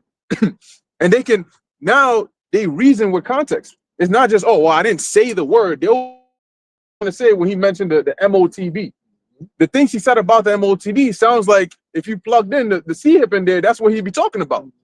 So now they got all these systems running on its own. That's the thing about it, you know, and they call them agents. They got these agents running on their own. They don't need humans to do that. So this surveillance and this prison system that they're setting up right before your face. I forgot what thing it was, but I posted something and I was like the Revelation 13 and 15. I think it was with like Saudi Arabia or something of that sort. But it was basically about them aligning to build like some AI facility or some data center to, what was it? Saudi Arabia. Who? It was Saudi Arabia. Oh, Saudi Arabia. Yeah, Saudi Arabia. And basically looping them in because now what they got to do is they can't just build in the US, right? They're building it all around. And these data centers are not a joke. We're talking about big ass, huge football, 2, 3, 4, 5 football field type buildings filled with millions of GPUs. Oh, yeah, Elon Musk and Jensen Huang announced that XAI in Saudi Arabia are working on megawatt project with NVIDIA. Jensen says NVIDIA is working with Saudi Arabia to build supercomputers. There you go. The water, supercomputers. And how often do you see in these movies, they'll find out, wow, behind all this, it was a supercomputer. They'll usually give it a name. You know, let's just say Oracle, for example. Oh, you got to go talk to the Oracle. Oh, the Oracle said the Oracle. And then you can get to the room, you find out it's a freaking green light flashing in a big ass brick computer. You're like, that's Oracle? Yeah, that's Oracle. And y'all been bowed out to this damn shit. You know, that's an idol. You know, because literally this technology is made with hands. And yet you're going to have people worshiping it because now, like we mentioned, the difference with this idol than the previous idols is this they can actually make alive. You got a word alive, and I think it goes into animate. There you go. So it can animate it. Mm-hmm. It's animated, right? Mm-hmm. Like you say, like anime. Yeah. Right. It's cartoons, but they look alive. Right. You know, they look like they. That's why you're able to connect with them. You be feeling bad when one dies and shit. Like, yo, damn, this thing is a cartoon, but it's animated and did with the AI. So now you got people that marrying AI. I mean, people going there for therapy. People going there for questions and listening to it, talking about if you're killing yourself. Like, okay, no, it's the best thing to do because it's become you've been psychologically duped, deceived into thinking that this thing is actually alive. And that in the ancient world they called it an image. And an animation is really just a series of images just playing really quickly one after another. So now that's why I said he had power to give life onto the image. Because this idol that they've invented, they actually now have the power and the technology to be able to animate it, like the Zaquan just mentioned, to where it looks like can actually speak. Okay, and now by those that are not down with this new infrastructure they've set up, they're gonna get you up out of here. Because what they'll do is they'll find a way to, like we're reading about Daniel, to tie in the fact that you don't agree with AI into something else. Like, what do they often do with these people in political positions? They blackmail them. They don't blackmail them because of what they actually did, and it shows you how criminal these demons are. Because if this guy was a so-called PDF, why didn't you bring that out and put him behind bars for that? You're putting him behind bars because he didn't want to go with your agenda. and then you're putting it out in the public because you're saying, oh, he was a PDF. So it really shows that you don't care that he was, because you could blackmail him on that. So that's what they're gonna do. They're gonna say, oh, you're not down with the system, you don't want to worship the beast. We're gonna say that you are a T. Now we're not gonna say we're coming after you because you're not down with with worshiping AI. No. We're gonna say you're a dangerous person, thought criminal. You know, you have potential to do this, that, and the third, and we don't want to take that risk. So either you let us put something in your head to monitor you, so we know you ain't gonna do nothing wrong, or we're gonna need to isolate you from society or eliminate you altogether. And when that time comes, when they come down with that great wrath, people gonna find out the hard way. And a lot of these people are weak. Stand up. They're gonna act like they are, and when they feel the physical contact on their face and their teeth, they're gonna lay right back down, quick and easy. Because they don't. It's not about how you look outwardly. It's about the engine within you, which is your spirit. That's gonna either have you stand firm or lay on the ground. The scripture says, a wounded spirit who can bear it. There you go. And Esau is trying to break the spirit. What Bane said, right? I was wondering what would break first, your spirit or your body. Yep. And if your spirit is broken, you seen how Batman was moving. He was irate. Yeah. He was just throwing left. He wasn't even fighting with his skills. That's why he got his ass cooked, because his spirit was broken. And that's what this devil is setting up right now. All of these, they're just breaking people's spirits one after another, you know, causing little shit to happen. You see the big playing with the internet outage, seeing how people are going to react to that. Yep. Shutting down the government and bringing it back, fucking up the transportation system, taking away, playing with people's psyche, man. Because it's the people that are really getting duped by it is the ones who are of this world, right? The ones that are and has their spirit in this world. Esau can manipulate that, playing like puppet strings, right? Because he controls the world. So if you are of the world and in the world, he can easily control you because you move to the tune of this world. You know, and all he got to do is just because everything is vibrations, as we say, you know, and people underestimate the actual power of that vibration. When you have your spirit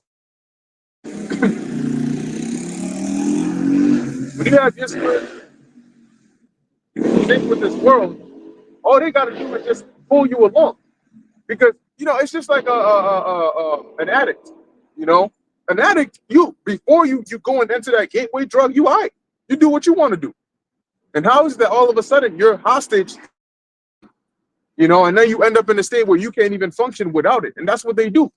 They throw out this new thing, like what they're doing with these AI browsers, is that they're introducing the new shiny toy, so that the old one you forget about. You don't care what they're doing with that one. Oh, they're phasing out the regular search engine. That's fine. I got chat. You know what a lot of people posted when this whole Cloudflare outage happened? And it took a lot of sites down. A lot of people started posting their order of searches, which was usually they go to ChatGPT first, but since they couldn't go to that, or back to the good old Google search, you know, and then back to this and back to that. And then the last one was actually reading physical documentation. Oh, Salakia, just to throw in that part of the reading, you have a lot of teachers saying that these grade school kids, their reading level is like done. Like you got like a freshman that got a reading level of like a fourth grader, and they're saying that there's an epidemic happening where kids are not able to read and comprehend. That they may be able to read something, but they're not going to be able to comprehend what is being read, and that's the whole point of reading. The words, you know, repeat some words, but if you don't understand what those words mean, then there's no purpose to that. That's why the scriptures is a mystery. But that's what's happening now with these children, is their reading comprehension levels are lowest as ever been, and they purposely doing that because, like you just said, they don't want you to read. They don't want you to be able to comprehend on your own. They want the AI to tell you what it means and to interpret the understanding of. You know, and that's what they. Oh, so like you know, when that started, if you go in the age bracket from the ages of people that's like a kid that's probably like 18 now, go that and a little younger to like, you know, school era, it's all during that emic. That's when it really got fucked up. Because they started doing that Zoom class and all that. That's when it really got fucked up. Right, dead eyes. That's when it really got fucked up.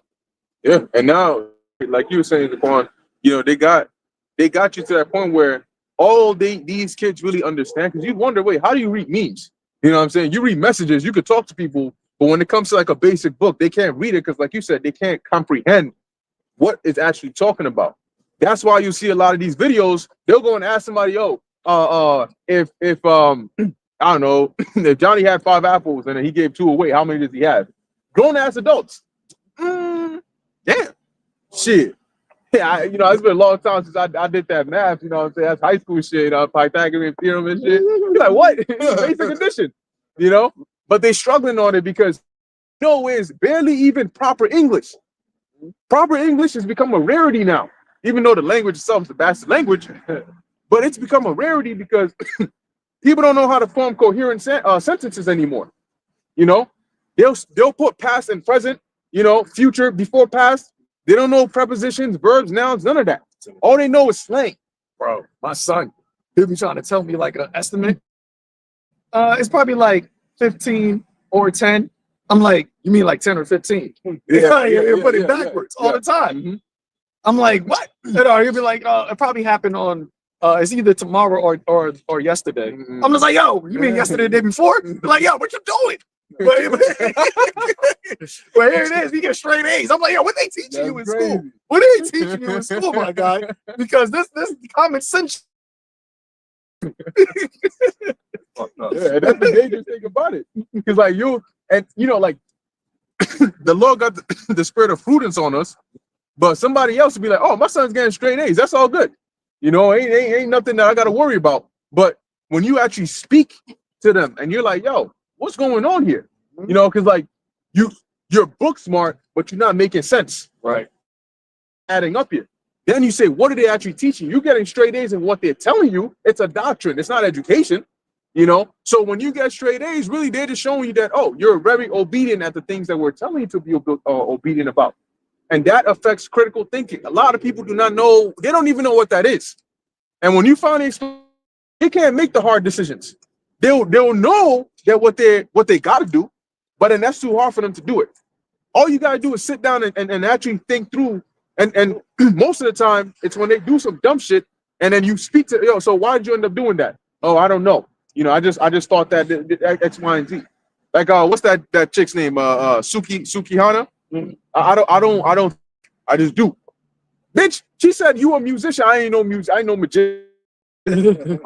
You sit there. Did you hear what she said? She said you're a musician, somebody who makes music. I ain't no musician, no magician. Well, whoever said magician. Yeah, you got it, bro. Hey, Khan, you brothers made a point about the school system, and I believe Zaquan, you mentioned how your son is he's I think second semester he's going to be doing engineering, and that's crazy because engineering, in the sense of they're about to rewire their minds because of this whole AI thing.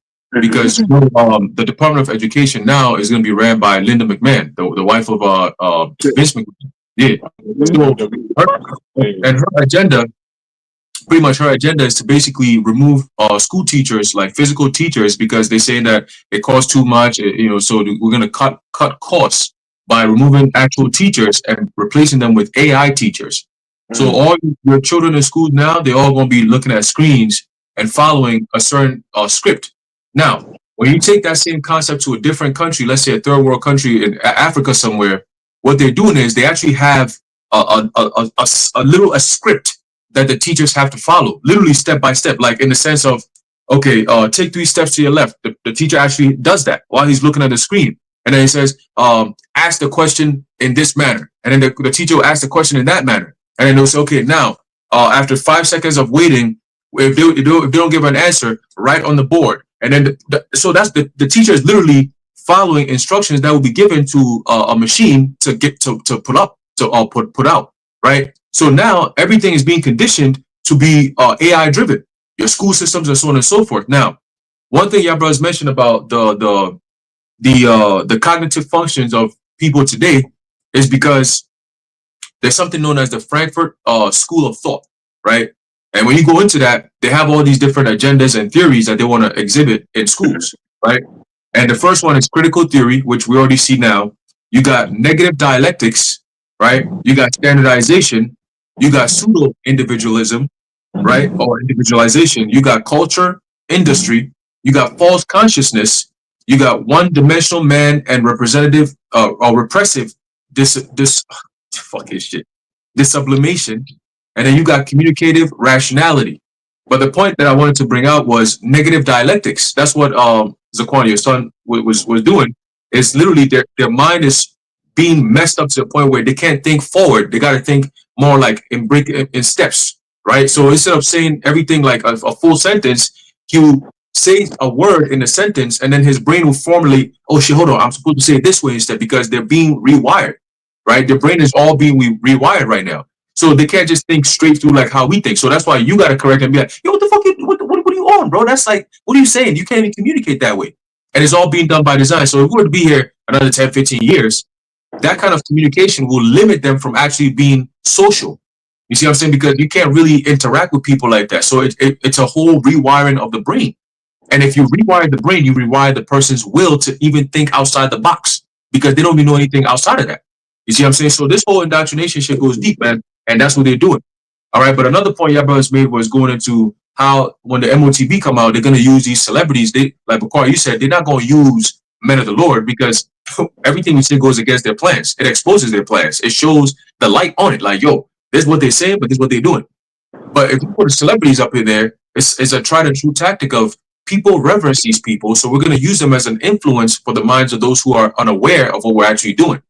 You see? So you pick up a Nicki Minaj who nobody's ever going to look at you as you're just an entertainer.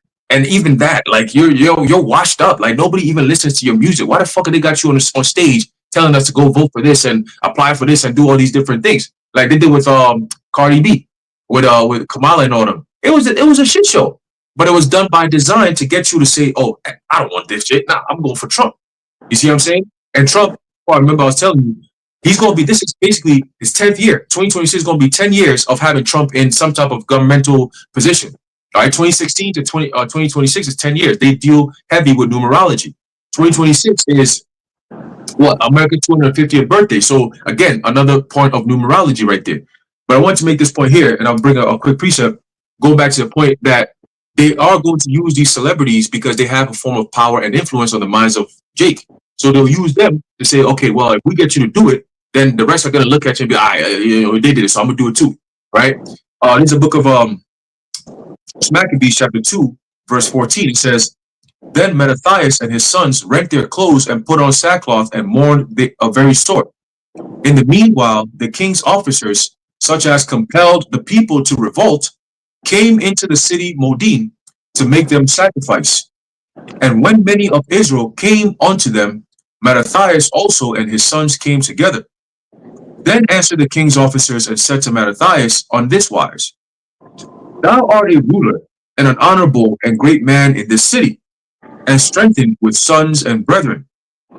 Now therefore come thou first and fulfill the king's commandment, like as all the heathen have done, yea, and the men of Judah, right, the men of Judah also, such as remain at Jerusalem. So shalt thou and thy house be in the number of the king's friends, and thou and thy children shall be honored with silver and gold and many rewards. In other words, come sell out, man. All right, we want you to sell out, so the rest of the niggas, all right, them niggas that are not, they ain't right, they're gonna watch this sellout shit and think that, oh, this is what we're supposed to do. Our leader just did it. Somebody who holds power in our society just did it. So what's wrong with that, right? If you see Jay-Z taking the C-hip, if you're a Jay-Z fan, you're gonna do it. If you see LeBron James taking the C-hip, you whole ass niggas that like LeBron James, you're gonna end up taking the C-hip too, okay? But let LeBron James get up and say, oh, nah, this C-hip thing, nah, this some Amalek construction thing. We ain't with all that. We're Hebrews. We ain't trying to, nah, our law says that we can't do this. That's what's going to happen to LeBron James. He's going to be the worst nigga ever, from best to worst in 0.5 seconds. Okay? So all these different things that you see going on, there's scripture says there's no new thing under the sun. All right? So be blessed, be happy and grateful that Yahweh Shem Shai gave you men that can actually report on these things and give you the inner secrets that Esau doesn't want you to know. Because they know most niggas don't read the Bible. They know that. So the fact that we read it, that's a problem. And not only read it, but understand it and go teach it, that's a major problem. You see? So expect 2026 to be a year of complete straight up war against the truth. Like they're just coming out with it now. They got the AI to do it. We've seen glimpses of it now where you can't look, you look up certain information, you can't even find it. That's a war on truth. That's a war on information right there. So how much more very soon where they're going to say, yo, there's a new policy. You can't engage in this type of rhetoric no more. We shutting all that shit down. Okay? So that's what we're preparing for, man. But just remember, these celebrities are going to be, they're all sold out. They're going to have to play a role because the devil got to collect. Okay? Them Jays, they got to collect. They're not going to give you all this money and power and fame for nothing. They're going to use you to build up that influence. And then they're going to come to you and say, all right, now you got to sell out and sell your people out. If you're not going to do it, we're going to do something back to you and your family. Okay? So it's either you're going to be sitting with the king's friends and be rich, or you lose everything and look like a demon. I mean, most people in the world, they're going to pick the other side. Okay? They're going to sell out. They're going to bow down. All right? But you got it, bro. That's it. That's it. Did I bang? Yep. It's the book of Daniel 6 and 5. Then said these men, we should not find any occasion against this Daniel, except we find it against him, God. It's the same thing being played out again right now, man. Because this whole system, right? What did John see? As we always say, John saw the part of the system that is going to affect us in the sense of whether or not being able to be delivered by the Lord or not, being found worthy to be delivered by the Lord. Because we use the AI, right? Brothers talk about, there might time when they come out with the digital wallets through your crypto, through your phone, we may be doing that too. But it's going to be a certain time that we get to, so where it's like, we gotta cut off from the system. Right? Yeah. And that goes because of what? It goes against the law of our God. Because that's when you gotta with this devil. Go ahead. Then these presidents and princes assembled together to the king and said thus unto him, King Darius, live forever. All the presidents of the kingdom, the governors and the princes, the counselors and the captains have consulted together to establish a royal statute. Hey, you got these people in Trump's cabinet. He surrounded himself by a bunch of yes men.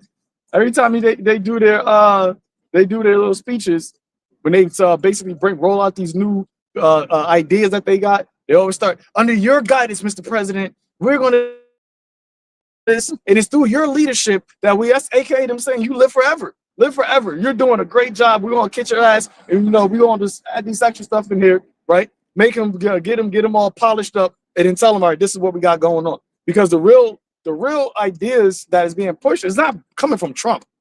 Just like how this conspiracy that we're reading about didn't come from Darius. Right. It came from his cabinet. And that's why when Trump, if you be saying shit, he was like, so the person says it and he'll summarize it. Yeah, we're just going to just do this and that. It's going to be great. It's going to be great. It's going to be, good for it. It's going to be cheaper. He's just the guy that make it sound like his mouth. The marketer. Yeah, that's it. He's the marketer. Corporation.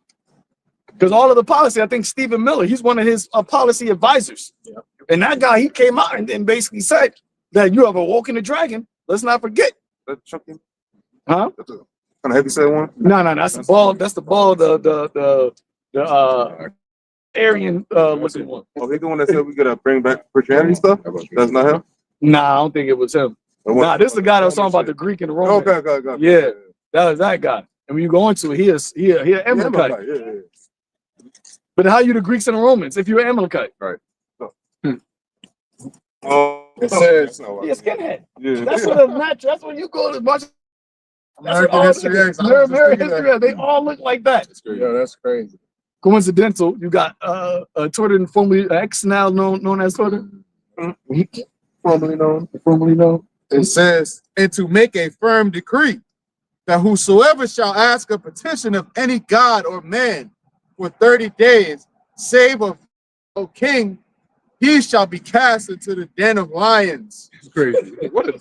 How is that even allowed to pass? It's such a ridiculous ass law. But it goes to show you that it was tailored specifically against Daniel, because they knew that's the one thing he would not. He would self-incriminate for that. You gotta. They didn't pray. You said you can't pray for 30 days. It's crazy. Just love. That's what's happening now. They're looking out and seeing the hordes of the ungodly and Esau is the ringleader over all of them, and they all bowing down to the image of the beast. They all getting ready to take that thing. All right, the MOTB. But what does he see? He sees a few select heads that's standing tall, that's not bowing.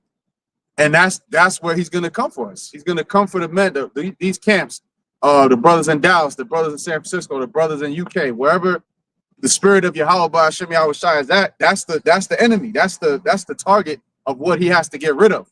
Because everybody else already consented. And those that are still, they're gonna fold too. If the spirit of the Lord ain't with them, they're gonna fold. Them knees were starting to tremble right now. All right, legs getting weak, calf muscles tensing up. Like shit, I ain't fucking man. You know, they're looking around, sweat, that one bead of sweat coming down their head. They're gonna fold too. But the men of Yahweh Ba'ashem Yahushua, that's what the scripture says. What? To be steadfast, unmovable. And that's dehydration. Yeah. See, and that's what they're doing. Esau's turning off the faucet. But see, our water don't come from him. Right. Our water comes from the scripture. These scriptures, man. Right. These words that I speak are living waters. That you can't dehydrate us, man. Right.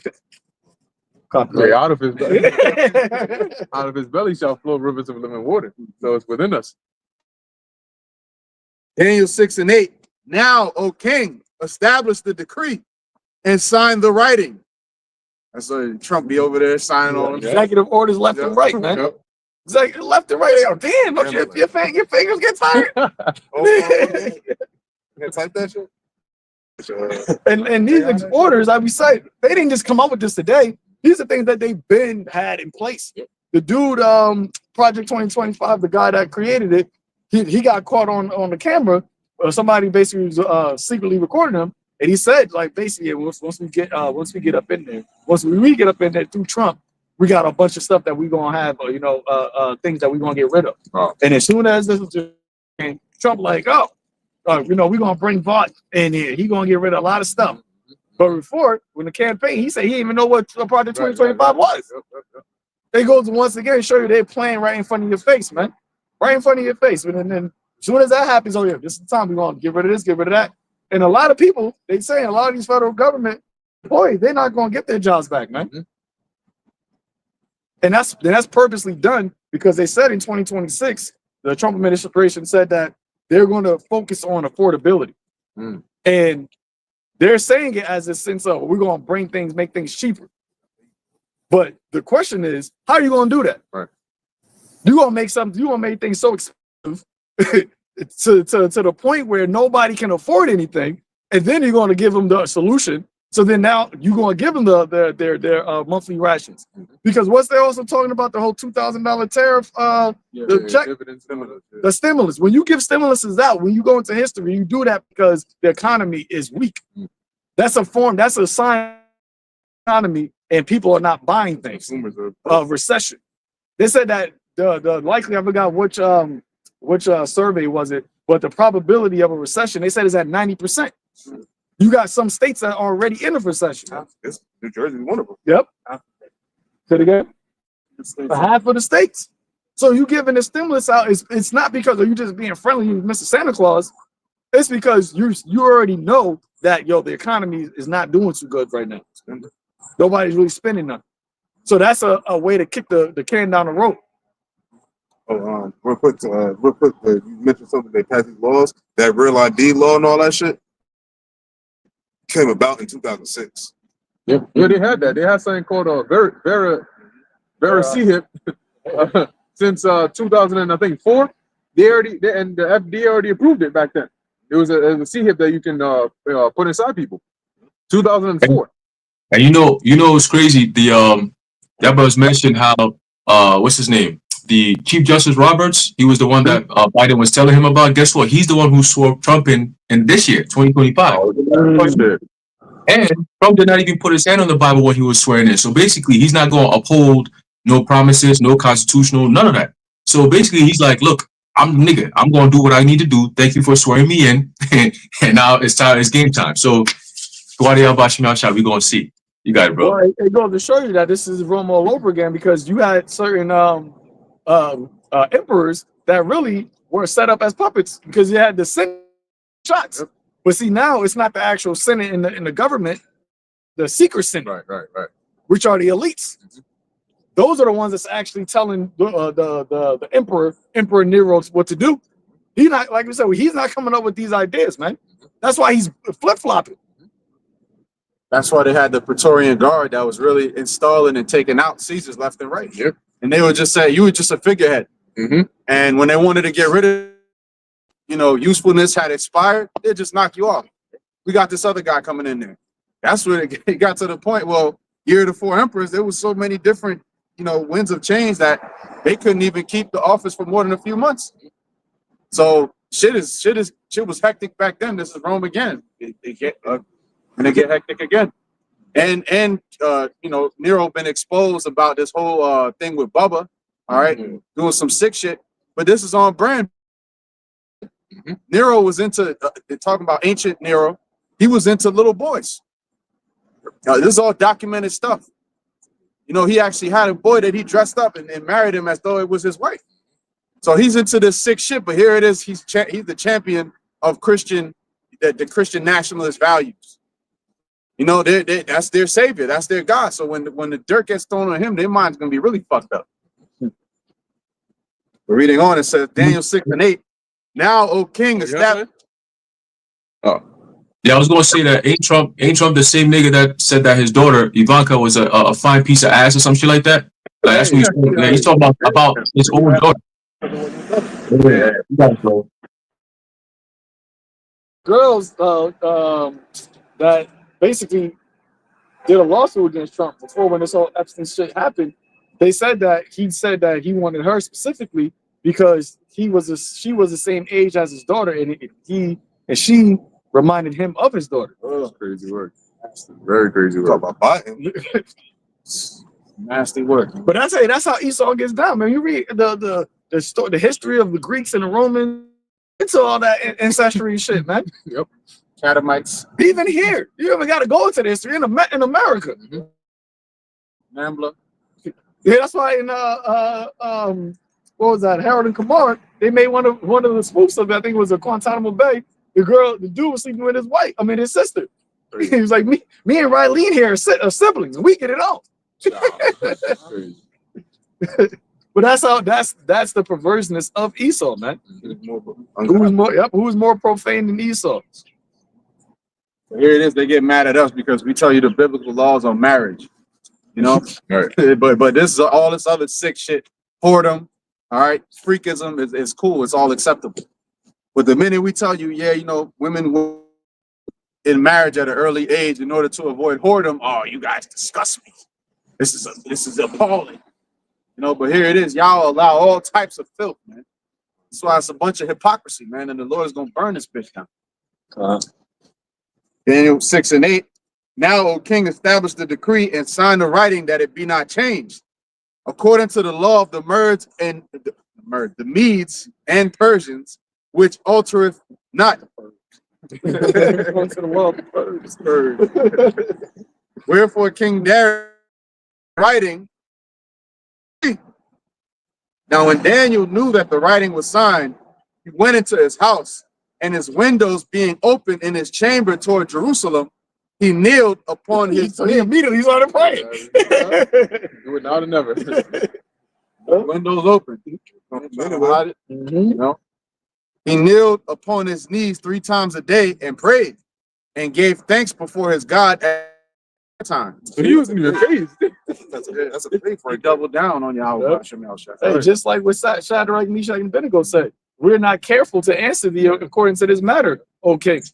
And that's that's the boldness that we have, man, through the Spirit, because it's the Spirit and power of Yahweh Shai into answering you on this matter, man. There ain't no way in hell that you're gonna get us to bow the knee, right? If the Lord's will, that's the mindset that the Lord keeps us in all the way up into the end, man.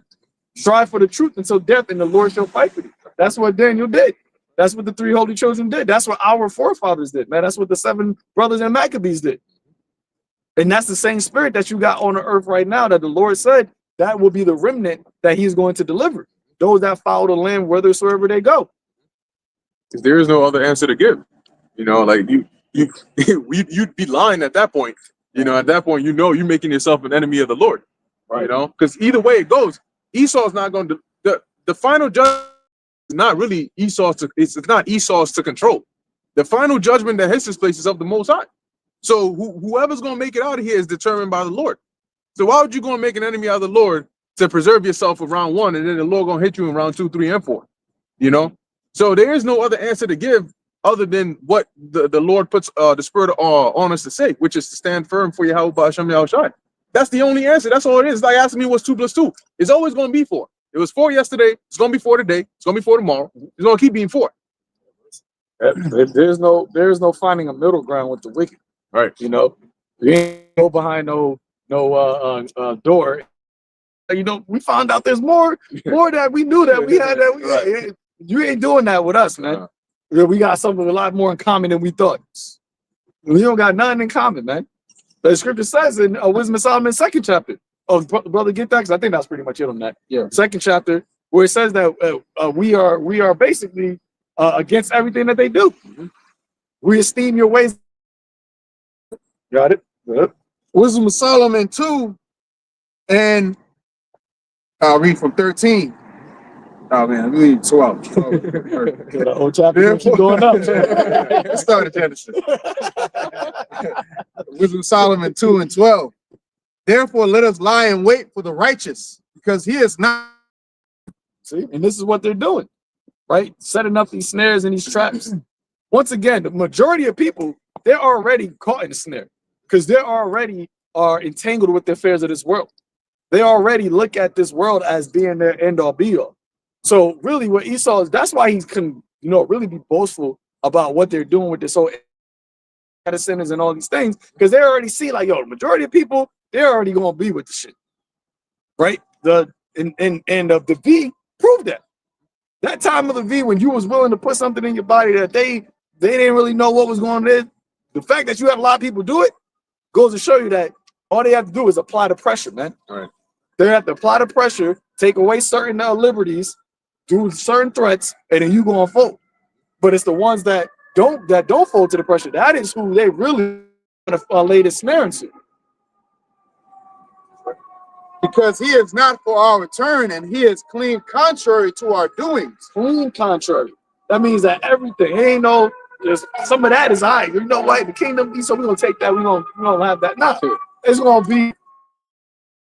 You ain't gonna have no relics. You ain't gonna have no. Damn, we used to do this in Esau's kingdom. None of that. The architecture, all that's gonna be completely different. It's gonna be like you never actually grew. No thoughts that's gonna transcend the times is gonna come into this time. Because like now, Greek Empire is played out here. The Roman Empire is played out. None of that's gonna be played out in the kingdom, man. Nothing. And not even just you, none of these heathens. All of y'all ain't gonna be, oh yeah, you used to do this back in the times of the ancient Babylon. Nope. A new. That's why it says he would not meet thee as a man. Just like they program AI to do straight wickedness, Yahweh Shai is programmed for straight righteousness, man. Yep. He's going to bring that holy fury and a foot in your ass sideways, man. There's nothing you can do to stop him. And it says, he upbraideth us with our offending the law, and objective to our infamy, the transgressings of our education. Yep, he said you upbraideth us when are offending the law. Like how the brother just said, you're hypocrites, man. Because you try to proclaim so-called evangelical Christianity ways using the Bible as the standard, but yet you do not. How many of these scandals come out with these pastors that be doing some complete debauchery, man? You had this one pastor, big ass, he has a mega church pastor, and he got just jailed now or got convicted now. He's actually not even going to jail, they said, but he got basically convicted back in the 80s. He was a PDFing some little girl going over there. I think he was 21 when it was doing it, and she was like 12, and going up in the house as a youth pastor, talking about let's pray, let me lay hands on you, and that happened back in the I think it was like in the 80s. Yeah, in the 80s, and they just got away with this shit all this time, man. But see, that's why the Lord is. You're not going to escape the judgment of the Lord, man. And you got these damn wicked ass sellouts talking about so that nigga could repent and he could be in the kingdom and he'd be chilling. The brother said, yo, so you telling me a Rothschild can repent and then they'll be good in the kingdom? That's crazy. Why ain't you tell that to Antiochus? He repented. Antiochus, you would think like, yo, damn, no, Lord, give him mercy. He trying to preach the gospel. They said that the judgment was soon to follow. It was on his ass, man. It wasn't, you couldn't find repentance. So you got these guys that's talking like that, man. They could clearly go to show you they on. Lord gonna make an example out of them. They fundamentally don't understand the scriptures, man. Didn't they say that they don't even believe in the new bodies? Oh wow. Yeah. I mean, I think one of them, I'm pretty sure they said that. So for a heathen to make it, they said that they could make it from the lake of fire. Only way to do that is through the chariots. America to them. Oh yeah, you see, it's always some new diversion. That's crazy. Moving the goalposts. in the Middle East. Oh, I thought you could say that. So I already got it down to answer I that. already laid that one down. Yeah. You playing 3D chess, I'm playing 4D. Scumbags. Yeah, they But point being that you would have to have a new body to be in the chariot. And how you mean to tell me that a heathen, an Edomite, that's what he was defending. Hassad was making sure to defend Esau. Okay. I think his mom's an Edomite, so he felt the type of way. Okay. But He looked like a little weirdo. yeah, he might be a tear. Beady eyes. I ain't gonna lie, he might be a tear. Where he be moving and talking. You should go, but just be a youth pastor, man. That's it. That's what you want to be. Shady. But for you to put that the holy heavenly body, all right, that a heathen could have that's just upside down, bro. You don't understand salvation. You don't understand the We'll be scriptures. fighting with Esau forever, literally. Yeah. If Edomites got heavenly Oh, bodies, goodness. that'll be a fight forever. Yep. That's separate of both. Everybody, and they ain't get none of the curses. Hey, real quick, what these guys are teaching is extremely vexing, even for us. How much more the Heavenly Father? Because he verbatim says, "Jacob have I loved, Esau have I hated." So the very vessel that he hates, the Most High is righteous. He's perfect, and he chose us, and we do shit that he looks at and he frowns upon, to the point where he put us in so much hardship because of the things that we do that's not even on the level of Esau. Because we ain't trying to be like the Most High. We know that we're the sons of the Most High. Esau literally comes out and says, "Nah, I'm gonna be better than this guy. F what the Most High is saying. We could make him as angry as we like. We don't care, right?" Defile the land that Yahushua was born in, which is the land of Israel. They could defile that land. The Lord's chosen land. They could defile that land, do all this crazy ass shit in there, and yet a nigga like Hassan could turn around and say, "Oh, these people can make it." Nigga, who the fuck is you? Are you the one to determine who makes it and who doesn't? Right? The Lord specifically said he's going to bring the judgment because of what they did to us. So it's already set in stone. It's not something that, Jacob Rothschild kind of repented in his last days. So it's not, no. It's, you're getting the judgment based on what you did. Not because of how you, all of a sudden you have a change of heart. So now you're going to seek to please the poor and then it's just going to make everything back again. No. When the scripture says what it says that, just like iron rusteth, so does his wickedness. You are built to be wicked, to be destroyed. You weren't created to be wicked and then eventually you change hearts and then now you're going to be everything. No, you are created to go through what you're doing, have the dominion over the earth, destroy it as best as you can, and then be destroyed after that. You're going to serve your 1,000 years of slavery and then you're going to be eviscerated off the face of the earth. That is the destiny for Edomites. That's it. That is it. It doesn't change over time, bro. Okay, good. Get a quick precept here. All right, because these dudes, they're done. It's over with. Ain't no, we're going to sit here and negotiate with you. No. It's over with, bro. All right, it's over with. This is the book of Zechariah, chapter 2 and verse 8. It says, "For thus saith the Lord, Yahweh, power of hosts, after the glory hath he sent me unto the nations which spoiled you." So they partook in our downfall.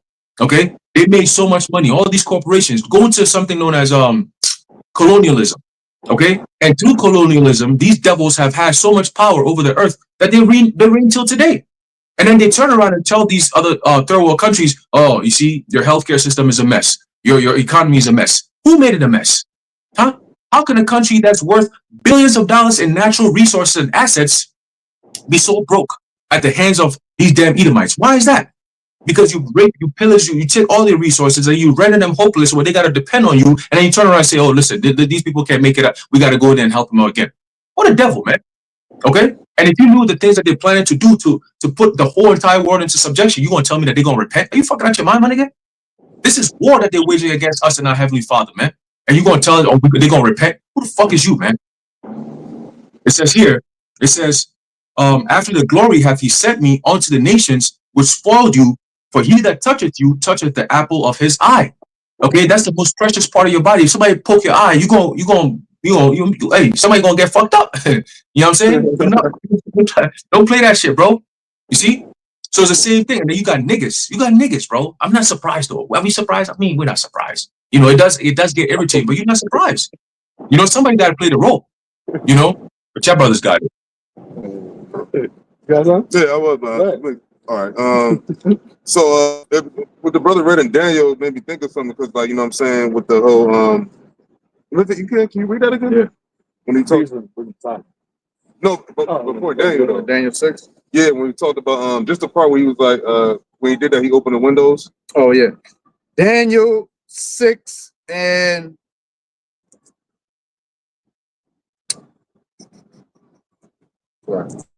Daniel 6 and 10.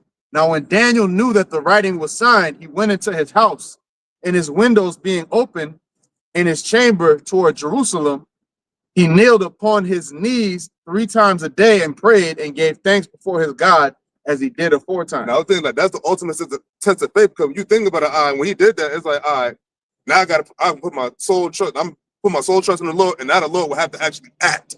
Now I was like, his name reputation is on the line for like, all right, I'm afraid of you now because like they told me not to, and I'm about to. So I read, I'm going to 2 Ezra chapter 16, verse 73, 75. So it says, "Then shall they be known who are my chosen, and they shall be tried as the gold in the fire." That was a trying time because if Daniel could have said, "You know what, I ain't gonna do it just because it's the rule of the king." But no, he said, "No, my king, my true Lord, I'm gonna pray to Yahweh Bashem El Shai." And he says, verse 74 says, "Hear, O ye my beloved, said the Lord, days of trouble are at hand, but I will deliver you from the same." Because why are we going to be in trouble in no time? Because the Lord said, what? You should be hated for my name's sake. You worship me. That's why we're going to be in the days of trouble, and we're going to be delivered out of the same. Because why? We kept the faith. And that's what Daniel did. He put his faith and trust solely in Yahweh present time, when there's nothing else. And it says, verse 75, it says, "Be ye not afraid, neither doubt, for Yahweh Bashem El Shai is your God." There you go. Be neither afraid nor doubt. Don't doubt the power of the Lord. We see the power of the Lord every day. We see the prophecies. We see it all. So keep that in mind. Like, yo, the Lord is real. And neither fear nor doubt, no matter what. Yep. And it's all about the namesake. You know, that's the study. Because right now people think that, yo, you just saying a name. You know, you just saying a name, but nothing's happening.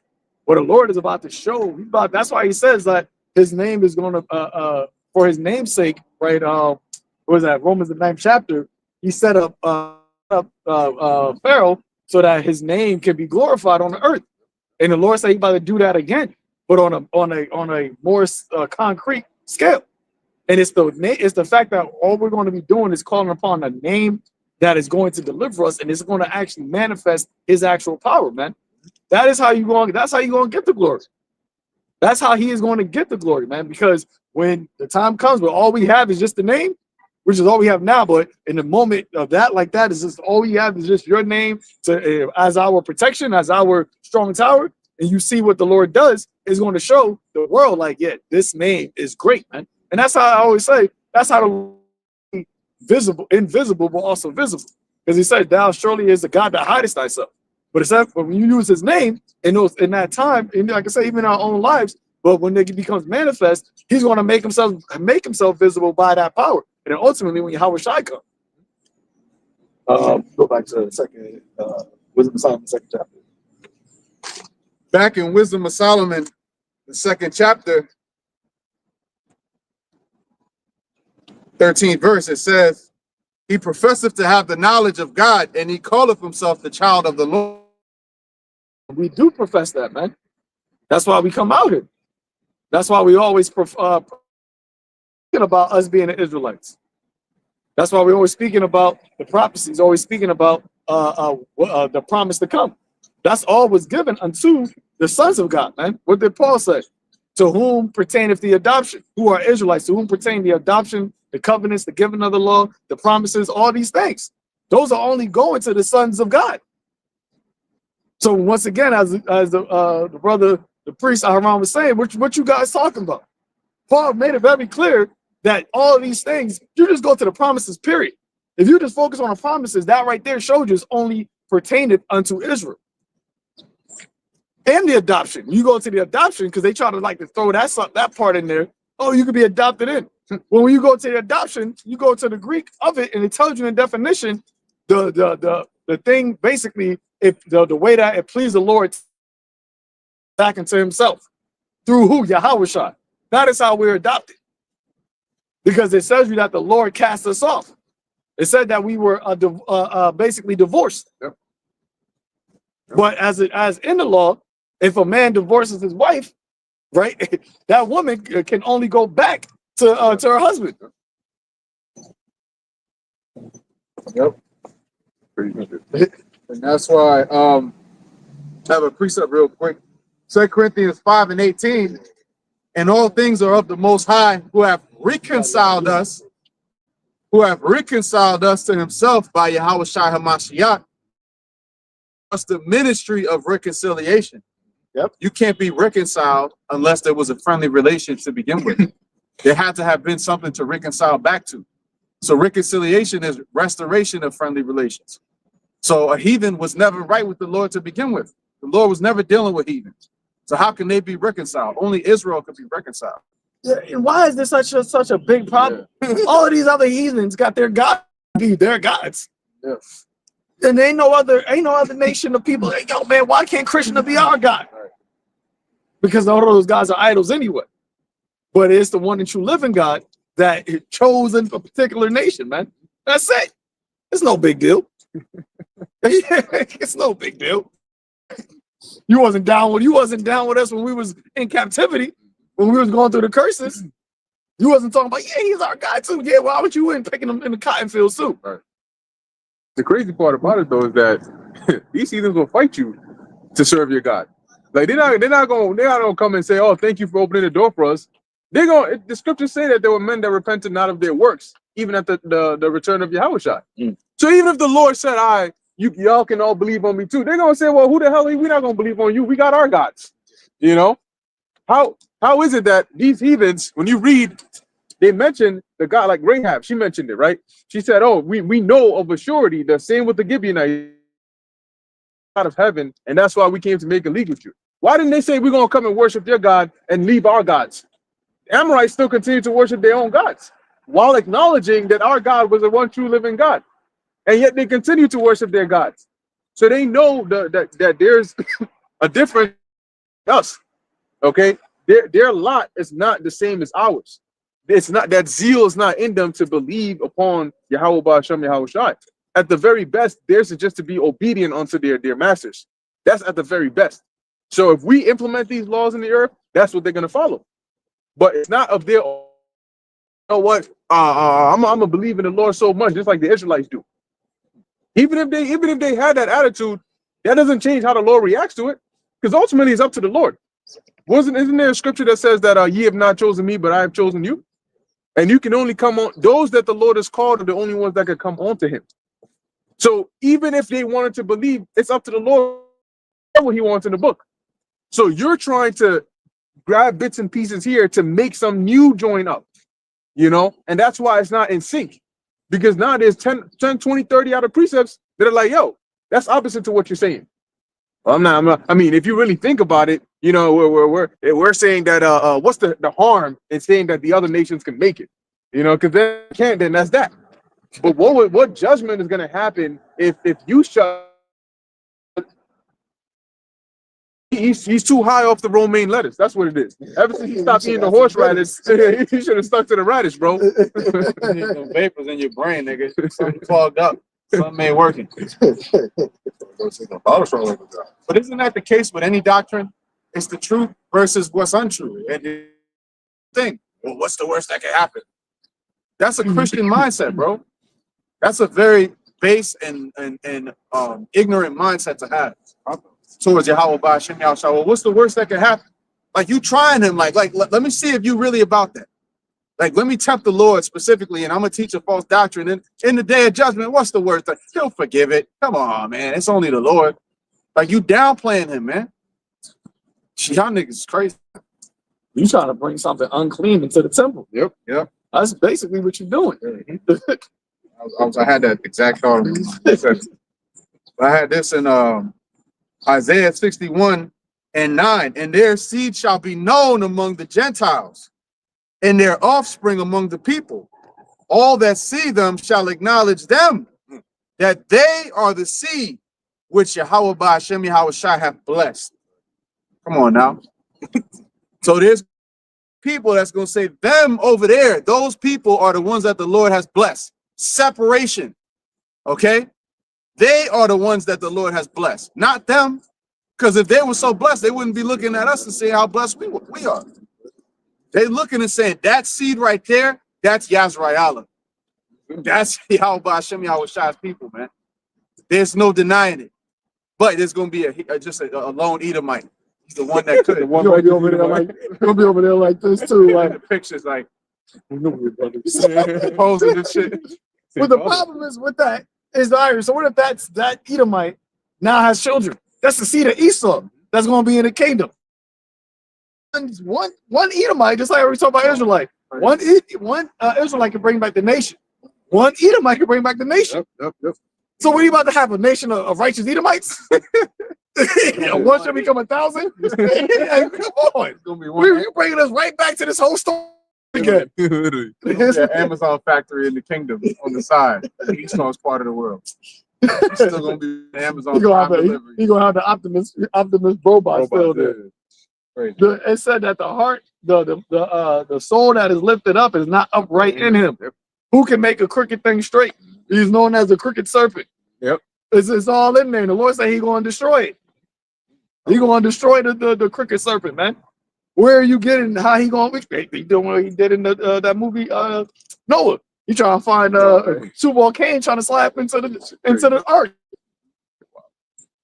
The Lord is about separation, man. When He separated the sons of Adam. Yahweh Shai came, and it was even a separation in Israel, to where it was like, nah, you wicked scribes and Pharisees ain't even doing it right. I'm gonna go to those that are humble and that actually acknowledge that they need to be healed. That's the elect, the remnant. So there's a separation even within the nation of Israel. So the Lord was making it holy and separate, and just open it up again. Bro, I did on chat, right? Just a couple of days ago, did a video on it. But actually, no, I didn't do a video on this one. I was talking with Chat GPT, and I was going back and forth about like questions about like the Gentiles being saved, X, Y, and Z.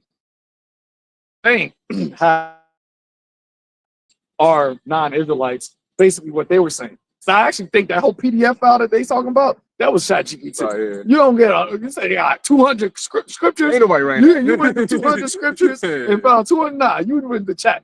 Give me some scriptures on how the Israelites are not, the Gentiles are non-Israelite. But regardless of that, I went back and forth with it, and then I asked it a question. These are the Gentiles. Gentiles are actual Israelites, and they were saying they couldn't be because of this, and that, that's not right. So I was like, all right, so let's assume that it was. What continuity makes more sense from Genesis to Revelation about the restoration, the downfall and the restoration of Israel? Does it make more sense? Does the continuity of the theme of the Bible makes more sense if those Israelites scattered, or if they're actually Israelites that are of other nations? And it said, based off of the prophecies, based off of the writings of the prophets, and based off of what the scripture talks about Israel, restoration, it does make more sense that those Gentiles are Israelites that were scattered through various different captivities. I'm like, thank you. Have a nice day.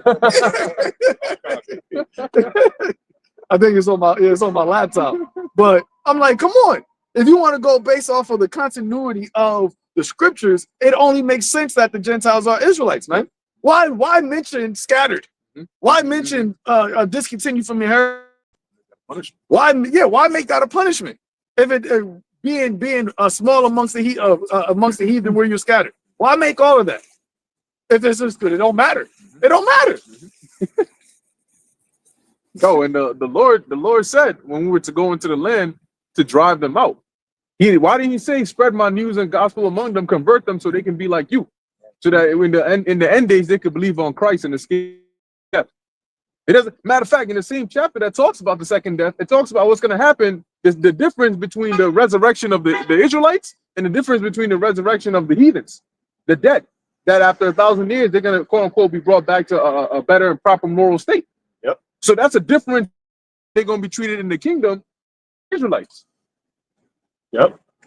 And it's the reversing of what is happening right now, because in Revelation it talks about destroy him that destroyed the earth, and our word destroy goes into morally corrupt, to corrupt morally and ethically. So the people right now are in a dead state. He that wanteth out of the ways of understanding remaineth in the congregation of the dead. Who did that? The one that was loosened out of his prison for a little season to deceive the nations. We're literally going to fix what this devil did. That's it.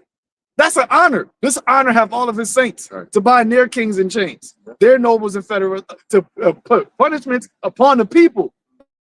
It didn't say upon each individual, the peoples. Right. And you go in that word peoples, it says nation. You got to get punished. And the punishment is for a actual benefit. And that's why we always say that slavery isn't a wicked thing. It's the how you do slavery. That's why we got laws on it. Right. We got laws on how to conduct, how to be slave masters, man.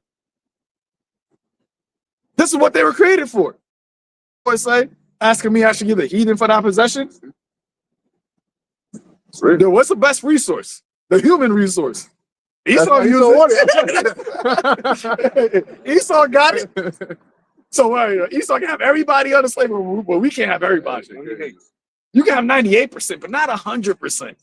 Some of them, 2% of them, are going to be good. They are actually, all the heathen eventually going to be good besides Esau. How about that? I'll raise you one. Once they learn righteousness, they all going to be all right.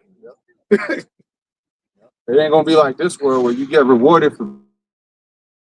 You're gonna be rewarded for following the ways of Yahweh Ba'Shem Yahushua, and after a while, they're gonna see all the examples that's gonna be made with that rod of iron. To say, yo, we got to get right, man. These is clearly that's why we read that this is the seed of Yahweh Ba'Shem Yahushua. This is the people that the Lord has blessed. We got to follow them. Then will they go to the house of the God of Jacob to follow that light? They said that we should walk in his path and his law. Well, he got one. Ezekiel 37, right? Yeah. This is Ezekiel chapter 37, verse 25. And they shall dwell in the land that I have given unto Jacob my servant, wherein your fathers have dwelt, and they shall dwell, they and their children and their children's children forever, and my servant David shall be their prince forever. Yep, because the Lord is raising up the tabernacle of David, as of in the days of old. And when you read about what David was doing, was he setting up the heathens to be on top? That's crazy. David was laying law and order down, man. And so the Lord's raising that up, but it's going to be even on a supernatural level. What do you think they're going to do? Because the house of David, those individuals got the same mindset that they're going to have now, that they had back then, they're going to have now. But then they're going to have the power to forever. That's why Yahushua said, I'm going to sit upon the throne of David. And what David did, and really that was the energy of Yahweh Ba'Shem Yahushua on David to do that. That's why we put it in there. Yahushua said, I'm the source. And what did it say? I'm the source in the air. I'm the source and the heir to David's throne. The source. So what David was doing, Yahushua was that source, man. It says here, and moreover, I will make a covenant of peace with them. It shall be an everlasting covenant with them, and I will place them and multiply them and set my sanctuary in the midst of them forevermore. My tabernacle also shall. Hold on, Salaki. It said everlasting peace. How do we get peace? How did Solomon get peace? Do what David did, conquering nations. So if the Lord's going to give us everlasting peace, that comes by what? The nations being conquered, not being joints unto us. Bring other nations. Got it. Continuing on, verse 27. My tabernacle also shall be with them. Yea, I will be their God, and they shall be my people. And the heathen shall know that I, the Lord Yahweh, do sanctify Israel, when my sanctuary shall be with them forevermore. There you go. The heathen are going to know. How is the heathen going to know? Is the Heavenly Father going to come down and say, I said, no, they're going to see it. They're going to know that the true living God is by what Yahushua does and us being changed. They're going to know that there is a God because of how he's going to sanctify us in their sight. Because you have these other nations, if they get sanctified, they can praise their God and say that, oh, my God did this. Yep. There's only one people, and it's only the elect, but it's only one people that are subscribing themselves to the name of Israel that is uplifting the name of the Lord before it even happens. That's why it says, you are my witnesses. Where are witnesses then? Where's the Amalekite speaking about Yahweh? Hashem Yahushua. Right. You want to save them? Okay, well, show me where they're looking for salvation at. Mm-hmm. Where are they proclaiming the name of the Lord? I always say, you show me a heathen that believes in Yahweh, I show you an Israelite. Yep. Because that's what they're going to, that's the spirit that's going to be in. You're not going to have no heathen. I'm Edomite. Barakatari. They ain't going to say that. Only Nah. if they mocking. No, exactly. Because they ain't going to show it. They ain't going to showcase that actual belief on a day-to-day. They ain't going to be devoted, addicted to the ministry. I got a quick article here. I think I run. You said your precept was on the point we was making, right? Yeah. Then my article is slightly different. Yeah, cut real quick. This is the book of 2 Maccabees, chapter 1, verse 23. It says, and the priest made a prayer while the sacrifice was consuming, and what we're doing is also a sacrifice, right? It says, I say, both the priest and all the rest, Jonathan beginning, and the rest answering thereunto as Nehemiah did. And the prayer was after this manner. I guess Genesis, they don't read the scriptures. They just be talking shit because they should have read this before they ran their mouth like that. But let's read. It says, and the prayer was after this manner, O Lord, power Yahweh, creator of all things, who are fearful and strong and righteous and merciful, and the only and gracious King, the only giver of all things, the only just, almighty, and everlasting. Thou that deliverest Israel from all trouble. And Israel pertains to the 12 tribes of Israel, as is written up in the book of Revelation, the 7th chapter, the 12 tribes. Simple as that. Okay? Start with the elect. It says, and didst choose the fathers and sanctify them. Receive the sacrifice for thy whole people Israel, and preserve thine own portion and sanctify it. Gather those together, that's Amos 9, gather those together that are scattered from us, right? Because we're in the land of Israel, we got scattered out of Israel. The Lord, the prayer is to gather us back, right? Those who are scattered from us, deliver them that serve among the heathen. So there's a differentiation there. Our people are scattered among the heathen, deliver them who are scattered among the heathen, right? Look upon them that are despised and abhorred. Look at us today. Right? It says, and let the heathen know that thou art our God. There's a difference there. Okay? The heathen don't know. So we got to let them know that we serve a completely different God compared to y'all niggas. Just like in Daniel's situation. Okay? It says, punish them that oppress us. Right? Israel and Judah will oppress together. And with pride do us wrong. Plant thy people again in thy holy place. Again, meaning we were there before. We got uprooted, and the Lord's going to plant us back again. Go back and read the book of Joshua. It tells you how the Lord parted the lands among the tribes. Okay? There was no other heathen that was part of that partition. It never happened. They're not part of the promise. Okay? It says, punish them that oppress us, and with pride do us wrong. Plant thy people again in thy holy place, as Moses hath spoken. There you go. So you can't get around that. All you niggas, you cannot get around that. So stop with that argument, bro. Come up with something else. And you know what? One thing I've noticed, been in the truth for a very short time, right? You notice that there's certain patterns. The Lord brings up a certain controversy to weed out a whole bunch of niggas, man. And this is one of them. This topic always comes up every few years, and then the Lord just weeds niggas out whenever he brings this up. Oh, the other nations can make it. Now, whoop, you out of there. Other nations got, whoop, you out of there. You claiming for other nations, but you don't get to make it. You bum ass nigga. That's what you get. Dumbass. You're supposed to secure your spot. If anything, you got to secure spots for other people that they ain't got nothing to do with the spots that the Lord is giving. You a whole fool, bro. The Lord's like, look at this dumbass. Get him up out of here, man. And that's what's gonna happen to those two Genesis clowns. They're gonna be out of here soon. Watch. You got it, bros. The Lord will have an Israelite that take his spot. Yep. Yep. He might be walking with him, and he might look at Israel like get beamed up, and he's gonna be down there. Yep. Because interestingly enough, the Lord did something similar with Ahab. When the Lord gave the king of Syria into Ahab's hand, he said, "Kill him. I'm gonna give him into your hand." Ahab went there and showed him mercy. So the Lord came to Ahab via Elijah and said, "Since you showed him mercy, I'm gonna take your life for his. You basically gave him your life, so in his stead.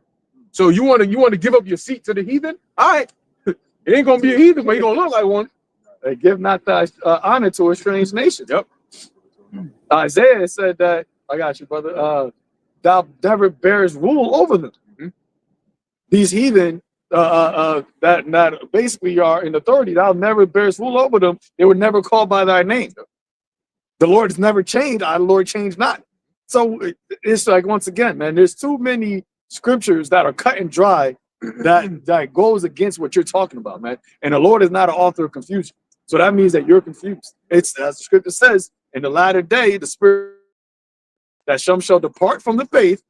And you see, it's the guys that come out with these crazy doctrines that are the ones that used to teach the truth. Yep.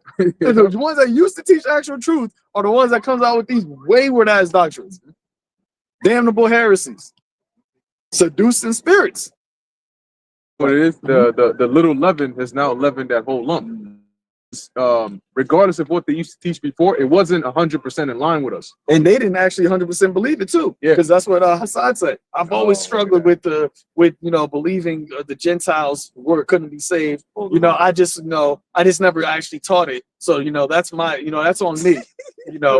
I was wrong for that. The leaven speaking. The one dude, they were used to Salaki, I know you made the point. So in Sakari, they was had the university where they was charging people to get breakdowns, and the one guy came on the comment board and said, "I bought the whole breakdown of the Gentiles being an Israelite," and he said he spent like I forgot.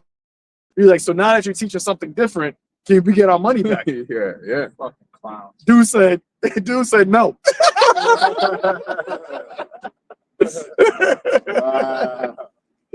Yo, see, that's what, but that goes to show you the simple blind leaders of the blind. Why the hell are you buying a class for, man? What the Lord said is given freely. It's given from the Lord, but yeah, I know what it must be real because I gotta buy it. I fall for that shit sometimes. I'm like, yo, nah, this one gotta be better. You want a vacuum? This shit more expensive. This shit gotta be better than the other one. Cheaper shit, it'd be better, or just the same. Yeah. You get the more expensive shit. You're like, damn, this shit ain't even as good as good. But the Lord specifically said, freely have you received, freely give. Then that's another telltale sign, man. We've been telling you about these guys. You selling the truth. That right there is a blatant red. Literally for filthy lucre's sake. I know you had that. We'll make merchandise. Yep, make merchandise. Yep. I got Psalms 59:5. Thou therefore, and this is a Psalm of David, mind you, right? Thou therefore, O Yahweh Ba'ashem Yahweh power of hosts, the God of Israel, awake to visit all the heathen. Be not wicked transgressive, Salah. So it didn't say spare some, have some on the side. No, awake to visit all the heathen. All right, that one basically speaks for itself. Yep. Micah 5. You shall execute vengeance upon the heathen, such as they have not heard. Well, we could just wake up, just quoting these scriptures about the heathens, man. Oh yeah. It's the real woke. Lord upon all the heathen Obadiah. Oh yeah, that's what we always say. Like, all right, there's a literally scripture that talks about the end of all of Esau's house. So how do you include the Gentiles? And if you want Gentiles, then that means you got to include Esau. And how are you going to deduce that Esau's house is going to be destroyed, but you also going to be saved? All right. It doesn't make sense. But you said you had something article you want to? Oh yeah, I was gonna mention real quick. It's the last thing I was gonna mention. Yeah. And then the one you got too is on the same topic, but basically, like we were saying earlier, shit disappeared. All right, it's back. So he said, breaking, Zoran Mamdani. You're gonna stay on your helmet. Zoran Mamdani's top official announces NYC will only facilitate the arrest and deportation of violent illegal aliens. Now, what his words were, if you want to deport violent, illegal, criminal aliens, you got to go through me first. That's what he I said. guess Trump will close that door. You went through him. You went through him. You know, so you the new Bubba. He deflowered him. Yo, and now he's coming to now. Nobody understand now. Damn. Yeah, they're good at a lot of things. Yeah. So he been exposed, man. And guess what? Like I said, watch what happens when Tom Holman comes up in there with the flood, as he said, he called it the New York's what? It's gonna be Trump's worst nightmare. What happened now? Y'all both just all a nightmare. Yeah, Everybody in a nightmare, man. Well, really, who's gonna get caught up in it? The regular people, man. Yep. You said it, the people that are not taking heed. That's why the Lord said, take heed unto yourselves that they not that you be not overcharged with the surfeiting and the drunkenness and the cares of this world, that day comes upon you unawares. Now you caught up in it, man. You about to be in the storm and there's no way out. I was gonna say, and that's how this additional momentum is going to start as these kings and princes start to go against the actual people. Oh, what is we talked about what Albert Pike said? We're gonna set the Islam and the political Z's against each other, and there's gonna be chaos and bloodshed. Yep. Everybody's gonna and that's what is written in the scriptures. The Lord wrote it. Albert Pike is the Yep. Egyptian against Egyptian. I will set the Egyptian against the Egyptian. The neighbor, brother against the brother, city against city. How the Lord's going to do that? Well, you seeing the makings of it right now. Because everybody, I've seen, I forgot what state it was, but was it Michigan where the dude was, Muslim and Christian playing? yeah, but you had the one guy, he took the Quran and he took a piece of, bacon? with a big slab of some pork. Yeah, that was Michigan. Like, it was Michigan. Yeah. The slapping the pork with the shit. And then you start ripping it up, and then you have people fighting about that shit, man. This is what's happening in American streets. It's crazy. It's Deer Park, Michigan. The dude I drive. Oh, that's Talk about that. Yeah. They said that they were gonna unleash the social cataclysm that's gonna cause that, and they were gonna unleash and show the world the origins of savagery, to where you're gonna be physically, emotionally, mentally, and spiritually exhausted, and begging them for the solution. And that's why the Lord said, "A time like never before." Yep. And while all that's happening, we are in the sanctuary of the Lord, man. We have perfect peace. Wisdom, knowledge, and understanding should be the stability of our times. We know why everything is going on, man. And that's the best place to be. So because now you're not caught up in any of the actual things that are happening. Mission. What we got to do is, as the Lord told us through Moses, stand ye still and see the salvation of the Lord. So you got anything else?